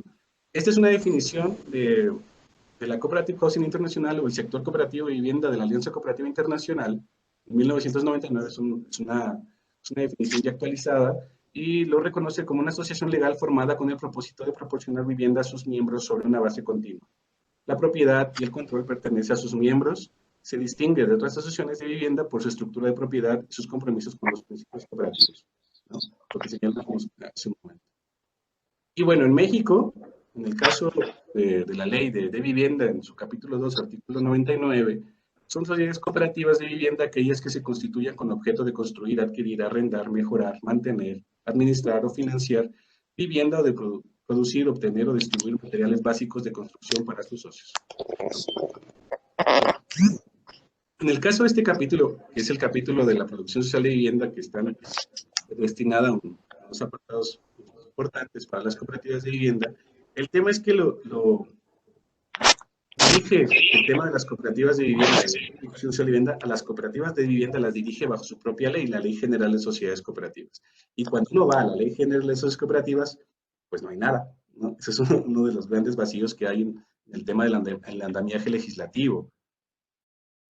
Aquí, avanzando un poco, en el tema de las clasificaciones que mencionaba Abraham, ¿no? Tenemos cooperativas de trabajadores de la construcción, cooperativas que confieren títulos de propiedad individual, cooperativas de propiedad colectiva, cooperativas de inquilinos, cooperativas de ayuda mutua, cooperativas de administración, cooperativas de crédito para la edificación. Bueno, ¿cuáles están aquí en México? Yo podría señalar al menos 3, ¿no? Por ejemplo, las de título individual, las de propiedad colectiva, las de ayuda mutua, pero que van junto con la propia colectiva, y las cooperativas de crédito para la edificación, ¿no? O sea, por ejemplo, y más adelante voy a poner un mapita donde pongo ejemplo de 3 cooperativas, ¿no? El caso de la propiedad individual, de títulos de propiedad individual, no es al principio, o sea, son procesos sociales que la cooperativa misma tiene que decidir si lo va a individualizar o va a mantener la propiedad colectiva, ¿no? Lo menciono de la siguiente manera, porque parece lo que mencionaba hace un momento, que a veces tenemos un exceso de ideología, y sobre todo en estos últimos años, de economía solidaria, ¿no? Y también del modelo por ayuda mutua, que es un modelo bastante exitoso en el sur de América y con gran transferencia hacia Centroamérica. Yo considero que hay una carga ideológica muy importante, pero que eso, si bien ayuda, a veces también puede perjudicar en el tema de poder entender las problemáticas de cada una de las realidades, ¿no? Porque no se puede transferir un modelo a otra realidad de manera automática. Hay que entender que son procesos completamente distintos y que podemos coincidir en algunos temas, pero que también es importante entender que el tema ideológico no nos va a ayudar a resolver toda esta parte, ¿no?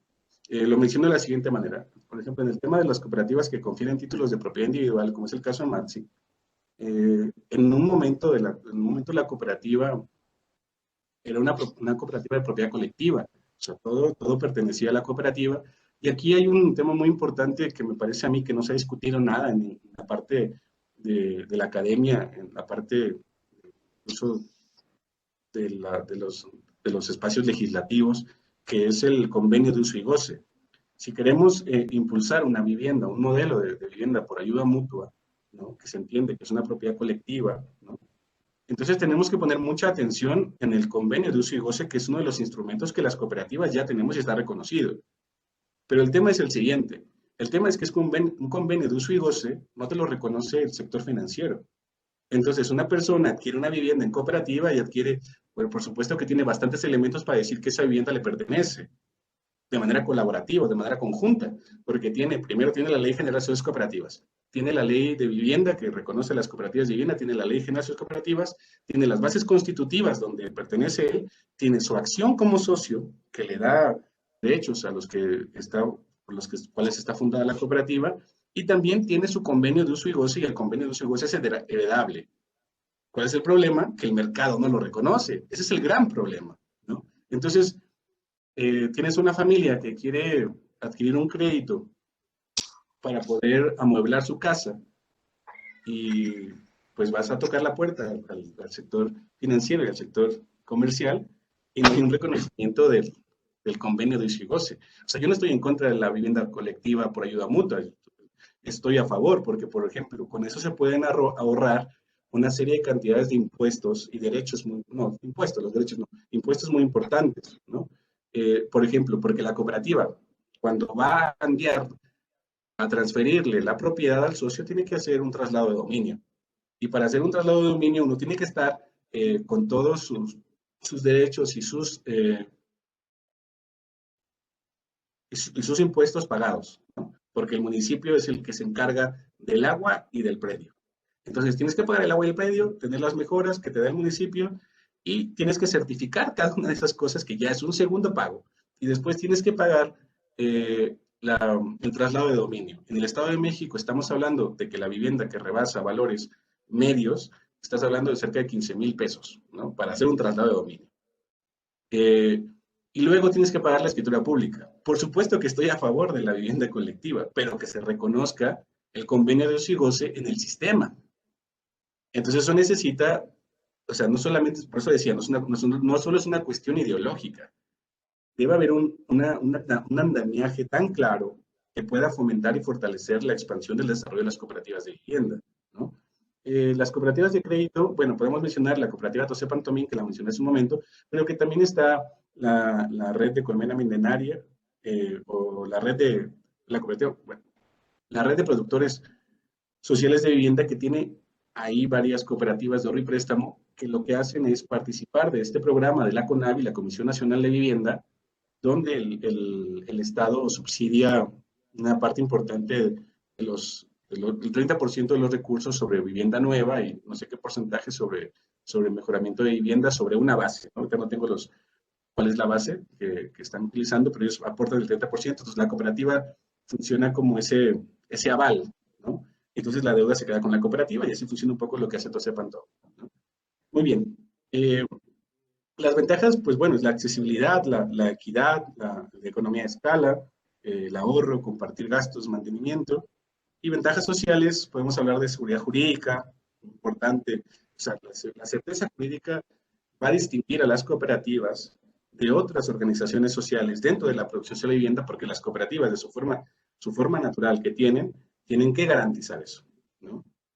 Control democrático, desarrollo y riesgo local, seguridad de vivienda, extensión de servicios. Y aquí, si se dan cuenta, estoy hablando un poco de como la realidad y también la experiencia que estamos viviendo en Matsi. Y aquí el tema tiene que ver que las cooperativas de vivienda, para poder generar un hábitat sustentable, tienen elementos importantes en los que pueden hacer uso, como puede ser secciones de consumo, secciones de consumo de bienes y servicios básicos, ¿no? Entendiendo el mayor sentido de este término, porque un bien servicio básico puede ser el Internet ahora, ¿no? Como lo puede ser también en la canasta básica, también puede ser el tema del Internet, de estarlo consumiendo de manera cooperativa, y eso podría generar economía de escala, ¿no? Bueno, los retos que tenemos acá, ¿no? Acercándonos un poco al final, unos minutitos. Estos son los 4 retos que MATSI identifica muy importantes para poder fortalecer a las sociedades cooperativas de vivienda en México. Primero, la integración de cooperativas de vivienda y su representación ante el Estado y demás sectores de la economía, el sector privado, el sector social, a través de una Federación Nacional de Cooperativas de Vivienda. Nosotros nos dimos cuenta que podemos hacer más vivienda, como se está haciendo en otros lados, cooperativamente, pero que siempre tendremos los mismos problemas. Entonces, lo que necesitamos es estar organizados, integrados, ¿no? Federados. Esto para poder incidir en la legislación y las políticas públicas en materia de vivienda social y cooperativa. Y lo que mencionaba también hace un momento, que las cooperativas asuman un rol estratégico en el sistema de producción social de vivienda, a través de consolidar un modelo cooperativo de vivienda sustentable, ambiental, social y económicamente, o sea, que sea innovador. Y también la integración estratégica con otros sectores de cooperativas de producción, de ahorro y de préstamo. Tenemos cooperativas de producción que no están generando vivienda cooperativa, ¿no? Y que las cooperativas de vivienda pueden ser un elemento importante para el sector productivo de las cooperativas, y no solamente el sector cooperativo, el sector de los trabajadores, ¿no? Estamos hablando de que se pueden generar alianzas con los sindicatos, que fue una parte de cómo se formó MATSI, ¿no? Con sindicatos, trabajadores del sindicato magisterial y con trabajadores del sindicato de la industria metalúrgica aquí en Ecatepec. Y las cooperativas de ahorro y préstamo, pero también tenemos un problema porque las cooperativas de ahorro y préstamo en México, a diferencia de otros países, experiencias en Centroamérica y en América Latina, no tienen la capacidad de prestarle a personas morales como una cooperativa. Ese es un problema muy importante. Entonces, el problema es estructural, integral, es complejo, ¿no? Aquí les presento este mapita con 3 ejemplos. En esta parte de aquí podemos hablar de MATSI, y lo que señalaba aquí ya están las clasificaciones, ¿no? Entonces, pero podemos hablar cómo funciona MATSI. Bueno, MATSI funcionó porque es una cooperativa de compra en común y de ayuda mutua, ¿no? O sea, todos compramos en común en el 85, en el caso mío, mis familiares. Soy la 3ª generación, también MATSI se puede hablar que es un modelo de relevo generacional, que es muy importante en el tema cooperativo, generar un relevo generacional, y no solo en el tema cooperativo, también en los sectores sociales, educativos, ¿no? Tener como estas nuevas bases para poder continuar el modelo con los valores y principios cooperativos. Y esto tiene que ver con un arraigo de la historia, pero sobre todo afrontar los retos hacia el futuro con los mismos valores y la identidad que tiene que ver la cooperativa de vivienda. Nosotros fuimos fundados en el 85, en el Estado de México, en la zona metropolitana, ¿no? De la Ciudad de México. Somos actualmente 667 socios, y nuestra cooperativa se puede definir como una cooperativa de compra común y ayuda mutua, que tiene varias clasificaciones ahí, de manera, le ponemos porcentajes ahí, porque en un primer momento fuimos cooperativas de un título colectivo, pero que por un problema que se decidió en una asamblea, se decidió generar títulos de propiedad individual, ¿no? Y eso lo podemos debatir mucho más adelante si hubiese otros foros. Y al no vernos relacionado en toda nuestra parte de nuestra historia, en el 2006, yo ingreso a la cooperativa en el 2006. Estamos hablando que la cooperativa ya tenía pues cerca de más de 20 años de estar funcionando, y prácticamente podríamos decir que estaba consolidada, porque ya todos los socios estaban ahí, y que hay algunos, tenemos un porcentaje pues mínimo de unos 8% de socios morosos, que es súper difícil ahorita poderles garantizar este título, porque lo comento, bueno, voy a aprovechar aquí porque no va a haber mucho tiempo más adelante. La cooperativa de vivienda MATSI, un terreno pueden imaginar un terreno de 100 metros cuadrados, una casa mediana, pequeña mediana en México, en la zona metropolitana, no costó más allá de 30,000 pesos con todos los servicios, la urbanización, que tiene que ver con los servicios públicos, pavimentación y la escrituración. Eso quiere decir que la cooperativa subsidió a sus socios. O sea, al tener un predio urbanizado con un título legal, 30,000 pesos, la cooperativa se puede considerar que logró su objetivo, porque está subsidiando a su socio, y la cantidad que hubiese pagado bajo otro sistema la puede ocupar para la edificación de su casa, y la puede ocupar para otros otros temas importantes del desarrollo del hábitat, ¿no? O sea, eso es la parte muy importante de nosotros que reconocemos, porque les puedo decir que actualmente una escritura pública en Ecatepec, con el Estado de México, está por arriba de 60,000 pesos, ¿no? Más los trámites que ya les mencioné, ¿no? Y aparte de que el desarrollo urbano ha permitido pues la especulación de la vivienda y eso ha aumentado la plusvalía y los valores catastrales y es imposible pensar que MATSI se puede hacer de la misma manera que se hizo en el 85. Entonces tenemos ese gran reto, ¿no? Bien, pero entonces a mí me tocó estar aquí en la cooperativa, le agradezco mucho a mi tía y a los socios fundadores que tienen un gran archivo y a mí me permitieron leer las memorias y toda esa parte. Y pues yo venía de haber formado una cooperativa de universitarios y estaba bastante animado, entusiasmado. Entonces me puse a ver esa parte y pensando como en lo que debería hacer, propuse algunas cosas porque se estaba pensando que la cooperativa ya debía cerrarse, ¿no? Entonces mi llegada permitió esta parte de no cerrarse y plantear una unidad de planeación estratégica para poder pensar hacia el futuro. ¿Por qué no tenemos las mismas necesidades personas de mi misma generación que hay un hacinamiento muy importante en el tema de la vivienda en la cooperativa? Estamos hablando de que viven a veces 2 o 3 familias, entonces tienen esa misma necesidad y entonces se le consulta a la cooperativa, al consejo de administración, pues que sí hay más vivienda, ¿no? Como la que habíamos tenido. Claro que no hay, pero tenemos que encontrar las formas y más adelante les hablaré de eso. Bueno, acá tenemos otra cooperativa que es la Cooperativa de Trabajadores de Vivienda de Trabajadores La Cruz Azul. Esta es una cooperativa, es un fondo prácticamente funciona muy similar al Infonavit, simplemente que está manejado por los trabajadores y que tienen más prestaciones, tienen menos costos en sus créditos y tienen unos fondos mucho más amplios. Y aparte que pueden construir donde quieren. Entonces está bastante bien. Ahí no tengo el número porque no sé el número de los socios que son. Y esta se puede considerar una cooperativa de ahorro previo de vivienda nueva y que es una cooperativa cerrada, a diferencia de MATSI, porque esta cooperativa solamente atiende a los socios trabajadores de la Cruz Azul. Y por otra parte tenemos la cooperativa Tosepan Tomin, que es una sociedad de ahorro y préstamo, ¿no? Fundada en el 96 en Puebla, en la Sierra Norte, y que tiene a más de 36,039 socios. Pero esta parte es importante, por ejemplo, la realidad de los productores de cafetaleros que tiene Tosepan, ellos tienen su vivienda al interior de donde producen el café. Entonces estamos hablando de vivienda que no está junto con otra, estamos hablando de vivienda que está en varios lados. Y cómo funciona la cooperativa Tosepan Tomin es que ellos tienen una cooperativa de ahorro, participan de este programa de la Comisión Nacional de Vivienda, tienen un subsidio, la cooperativa les da buenos precios a los créditos y también les da asistencia técnica, esto que señalaba Abraham, ¿no? Es una cooperativa de ahorro previo por ayuda mutua y mejora, ahí están sus clasificaciones. Entonces aquí se van a ver en esta parte de aquí que MATSI pertenece a la Unión de Cooperativas Prospectiva Empresarial Nacional, que la Cooperativa de Vivienda de Trabajadores de la Cruz Azul pertenece a la Unión de Cooperativas de Actividades Diversas del Estado de Hidalgo, y que la Unión de Cooperativas, y que Tosepan Tomin pertenece a la Unión de Cooperativas Tosepan. Bueno, el problema es que pertenecemos a organismos de integración que son uniones, y la diferencia entre una unión y una federación es que una unión integra cooperativas de diferentes sectores, y que una federación integra cooperativas de un solo sector. El problema aquí es que, aunque es muy bueno estar asociado en estas uniones, el objetivo principal pues no es la vivienda, por supuesto, ¿no? Entonces, por eso es la importancia, y lo reitero a cada momento, de poder conformar una federación de cooperativas de vivienda. Bien, bueno, la producción se lo digo muy rápido porque le dijo Abraham, es vivienda que hacemos de manera organizada entre todos, ¿no? Es autoproductores, autoconstructores que operan sin fines de lucro.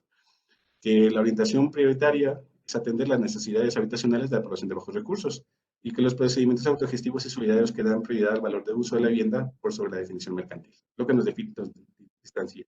Bueno, en esta parte de aquí vamos a ver muy rápidamente, esto es la estrategia de la producción social de vivienda a nivel nacional. Tenemos la población derechohabiente en la parte de punta de la pirámide, la población no derechohabiente pero que tiene capacidad de pago. Estamos hablando de las personas que están en el sector informal pero que tienen un trabajo, pero que no tienen seguridad ni forma de ahorrar, pero tienen la forma de generar recursos.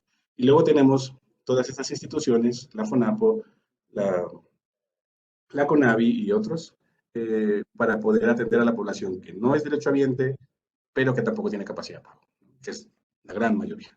Si hablamos del tema de la cuestión del trabajo, el 50% de la población es la informalidad sin trabajo, pues habla que es un sector bastante amplio y el otro sigue siendo muy amplio. Bueno, aquí estamos hablando ya de MATSI, estamos hablando del modelo de vivienda sustentable, y aquí un poco cómo llegamos con, con la mesa de cooperativas de vivienda mutua de la zona metropolitana del Valle de México que mencionaba Abraham, Cicuasi Cali. Bueno, en el caso de Matsi, inició un proceso a la par de ellos, pero de manera distinta. Matsi, al darse cuenta de esta parte de que no podemos generar vivienda de manera solos como lo venimos haciendo, que lo podemos hacer, pero que siempre va a ser el mismo problema, la estrategia fue generar una federación de cooperativas de vivienda que aún no hemos logrado. Entonces participamos en 2011 en la apertura del Año Internacional de las Cooperativas que, que promovió Naciones Unidas, pero eso fue en el 2012, pero que su apertura fue en el 2011 en México, y ahí tuvimos la oportunidad de plantear todas estas inquietudes que les estamos presentando, y fue muy bien recibida por el Movimiento Cooperativo de Vivienda Internacional, y recibimos el apoyo del presidente David Rogers por mucho tiempo, en 2 años, para poder producir una serie de jornadas que le llamamos jornadas de vivienda cooperativa, y logramos generar 2 jornadas, una en Ecatepec, donde estábamos convocando a las demás cooperativas de vivienda a hablar de la producción social de vivienda y el reto de las cooperativas, ¿no?, que tenemos en este marco de trabajo. Y después logramos, uno de los logros que tuvo esa primera jornada fue poder vincularnos con la cooperativa de vivienda de trabajadores de la Cruz Azul y poder generar una segunda jornada para hablar de las cooperativas de vivienda en la construcción de ciudades sustentables, ¿no? Todos estos, bueno, yo le puedo compartir al programa de Economía Social todos estos materiales que están aquí en hipervínculos, que son los videos, resumen, las ponencias, toda esa parte.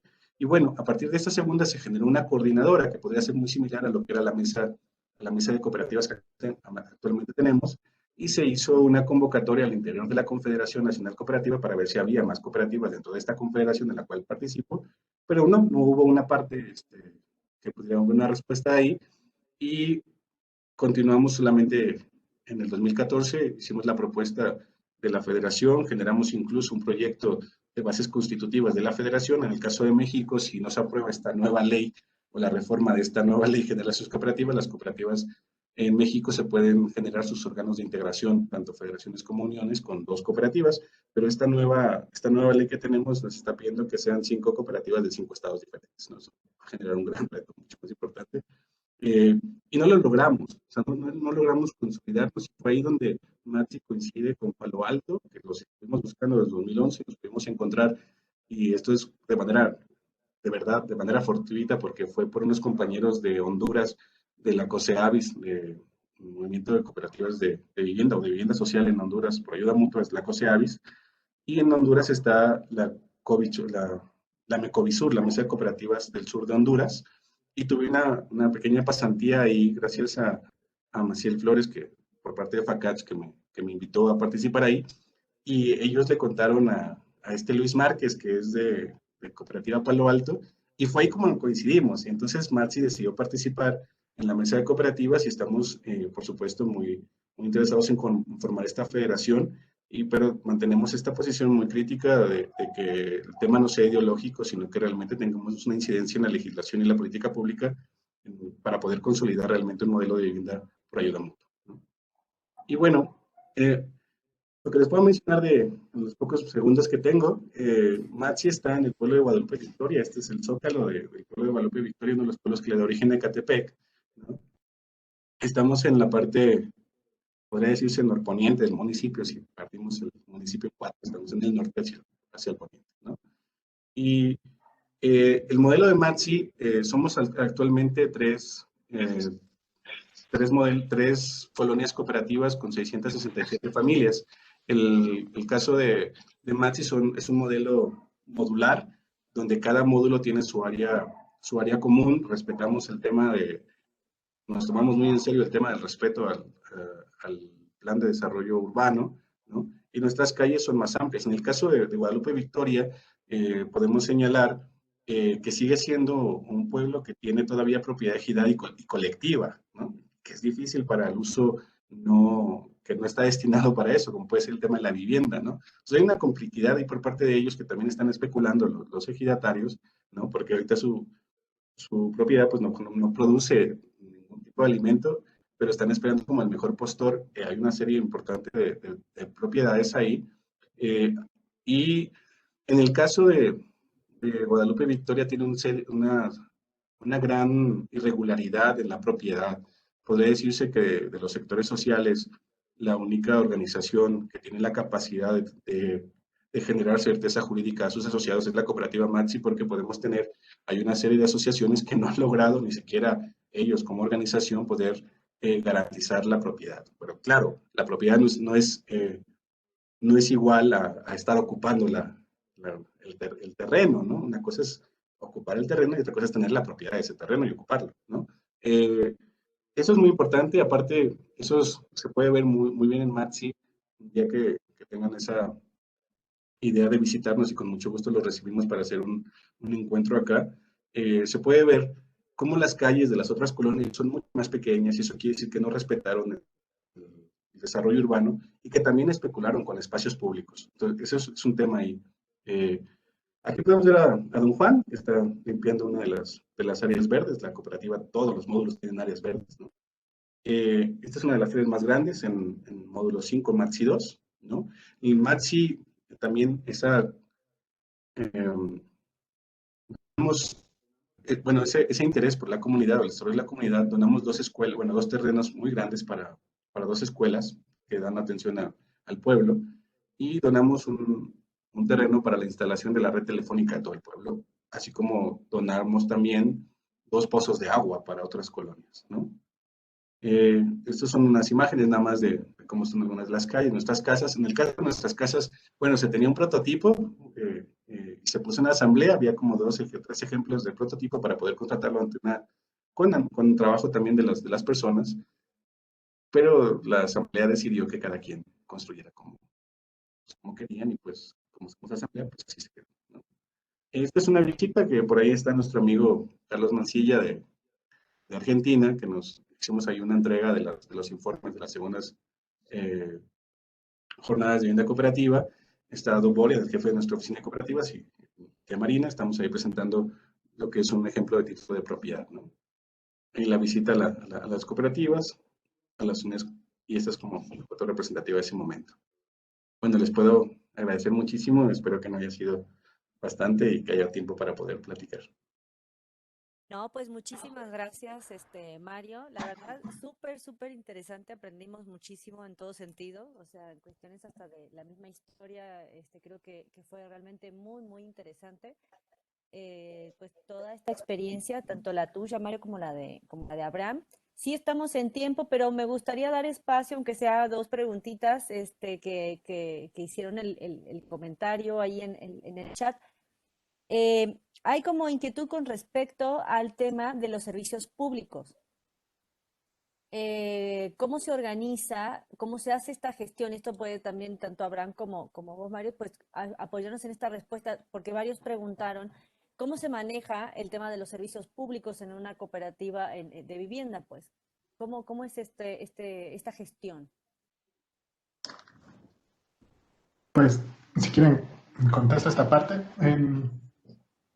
En realidad, como en cualquier colonia popular, hay una organización que gestiona, ¿no? O sea, esto también pasa en una colonia popular, gestiona el agua, pavimento, drenaje. Pero también por ejemplo, en Palo Alto se fueron por la fácil, o sea, en realidad todo está individualizado, las tomas de agua, ¿no? Incluso el predial, eso es muy curioso, porque la escritura tiene una para todas, pero el predial lo pagan, que no es un servicio, no es un impuesto, pero lo pagan individualizado. Son cosas extrañas, ¿no? Que pasan, pero en realidad, en general, pues no se complica, en ese sí se individualiza. Sí. Ok. Y el otro tema que también preguntaron mucho es el tema del financiamiento. ¿Cómo se financian para poder, porque en algún momento Mario lo comentó, las cajas de ahorro no pueden prestar, cómo se financian, cuál es en su experiencia el método, los métodos que han podido recurrir para poder financiarse?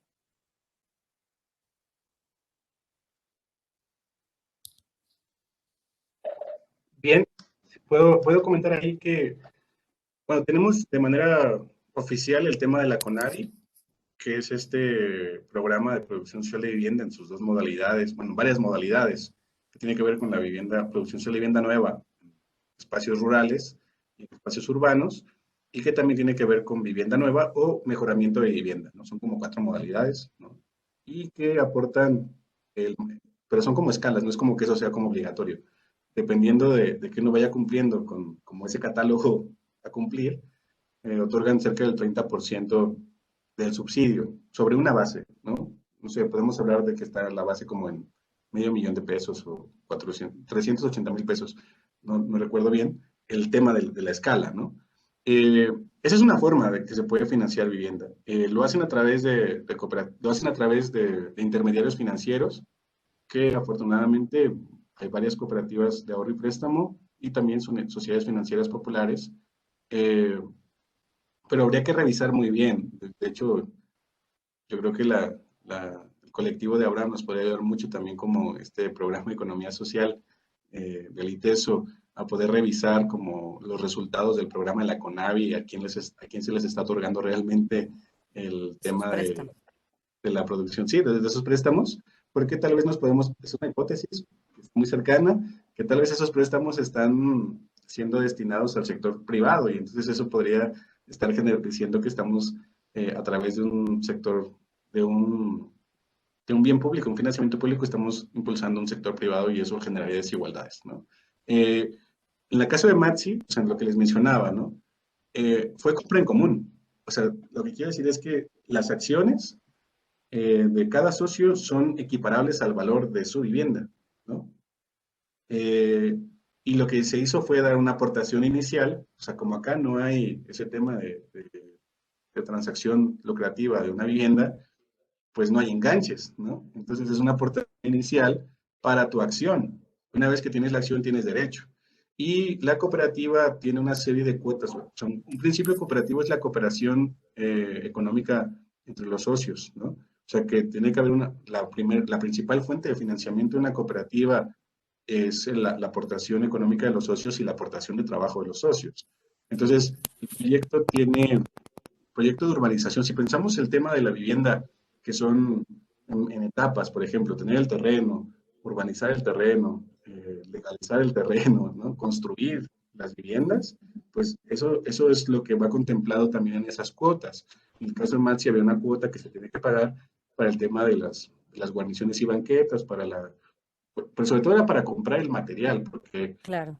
las personas en las primeras etapas o las grandes etapas de la cooperativa, pues ellos eran los que aplicaban, se hacían comisiones de trabajo para que ellos implementaran, pero también siempre fuimos asistidos, como lo mencionaba Abraham, por una parte técnica. En el caso de Matsi, como veníamos de un movimiento que formaban estas cooperativas que les dije, y de ahí surgieron los arquitectos, los contadores, los ingenieros, los abogados que nos ayudaron, ¿no? En el caso de la parte técnica, ingenieros, arquitectos, y se diseñaban estos modelos y las personas lo implementaban, así reducíamos costos. El problema que tenemos aquí y que me parece que puede ser un ejemplo para todo el país, es el tema de la elevación de la plusvalía de los terrenos urbados.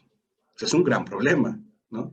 Entonces, y también el tema tiene que ver con que las personas, bueno, en el caso de Matsi, si se lo preguntan y hacen un censo, bueno, una encuesta, las personas no quieren vivir en edificios, quieren vivir en vivienda horizontal, ¿no? Entonces el tema es cómo ajustamos esa parte para hacer vivienda cooperativa vertical, ¿no? Ese es un tema muy importante y que es a lo que está apostando también la CONAVI. Ahora, las cooperativas en el programa de la CONAVI lo hacen a título individual, o sea, las cooperativas no pueden prestar a la persona moral, pero pueden prestar al socio individual.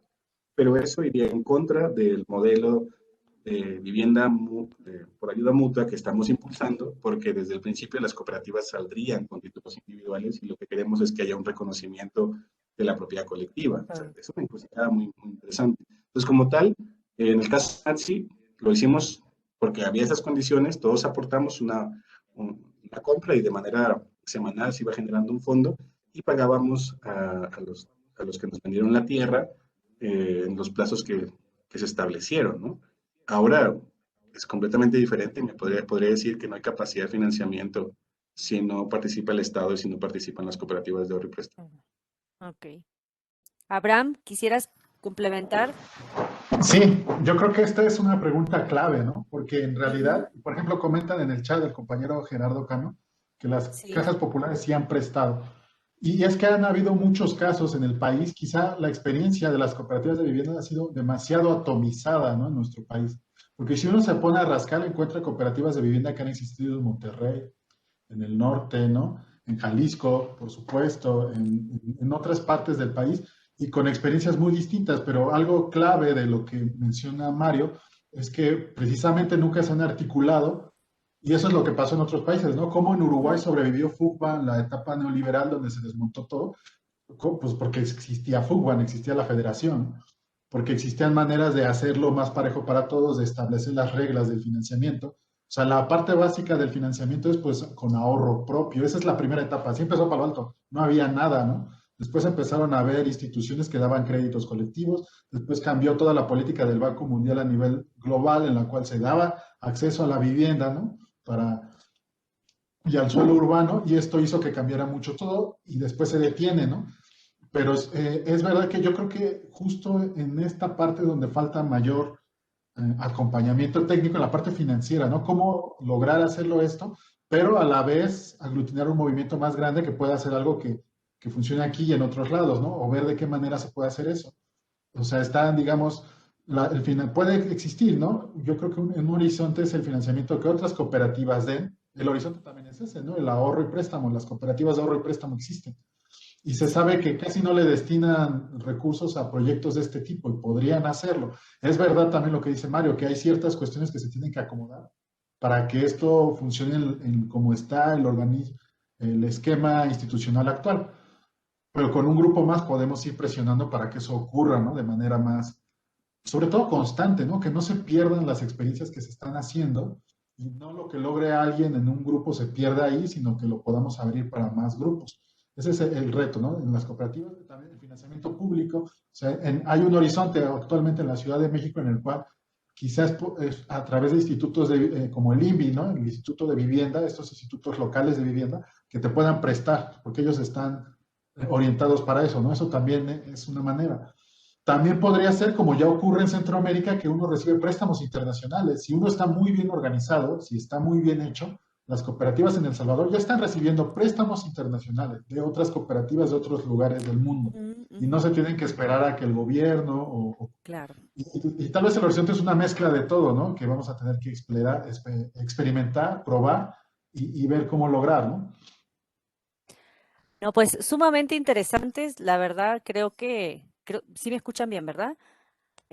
Sumamente interesante, creo que va a dar para mucho más este tema. Como bien dijeron los dos, es un tema, es una línea de las cooperativas que hay que visualizar más, que hay que poner más sobre la mesa y creo que también nos toca darle como estos espacios para que podamos seguir platicando y dialogando mucho más a detalle, ¿no? Este tema. Desde la parte legal, desde la parte hasta de la constitución, desde la parte de como que las entrañas, ¿no? De estas cooperativas, creo que ahí nos falta todavía como platicar mucho más a fondo sobre de cómo se organizan, ¿no? Cómo llevan a cabo, pues, la toma de decisiones, la parte legal, financiera, etcétera. Creo que da para muchísimo. Ya estamos en el tiempo, nos pasamos 10 minutitos. Pero realmente les agradezco mucho tanto a Mario como a Abraham por su tiempo, la disposición de estar aquí con nosotros estas 2 horas, y bueno, pues agradecerles mucho. Muchas gracias a ustedes, ha sido un placer estar aquí y ver el interés de todos ustedes, ¿no? Por este tema.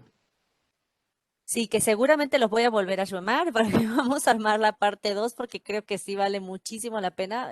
Realmente sí, la gente está muy interesada en el tema y hay que seguir apoyándolo. Un comentario final nada más, Sí, claro que sí. aprovechando esto que mencionas, Claro. igual comentarles que estamos impulsando la generación de un evento virtual de las terceras jornadas de vivienda cooperativa y tal vez en el ITESO, el programa de economía social puede ser un conducto para poder ampliar la convocatoria de los que estén interesados sobre este tema.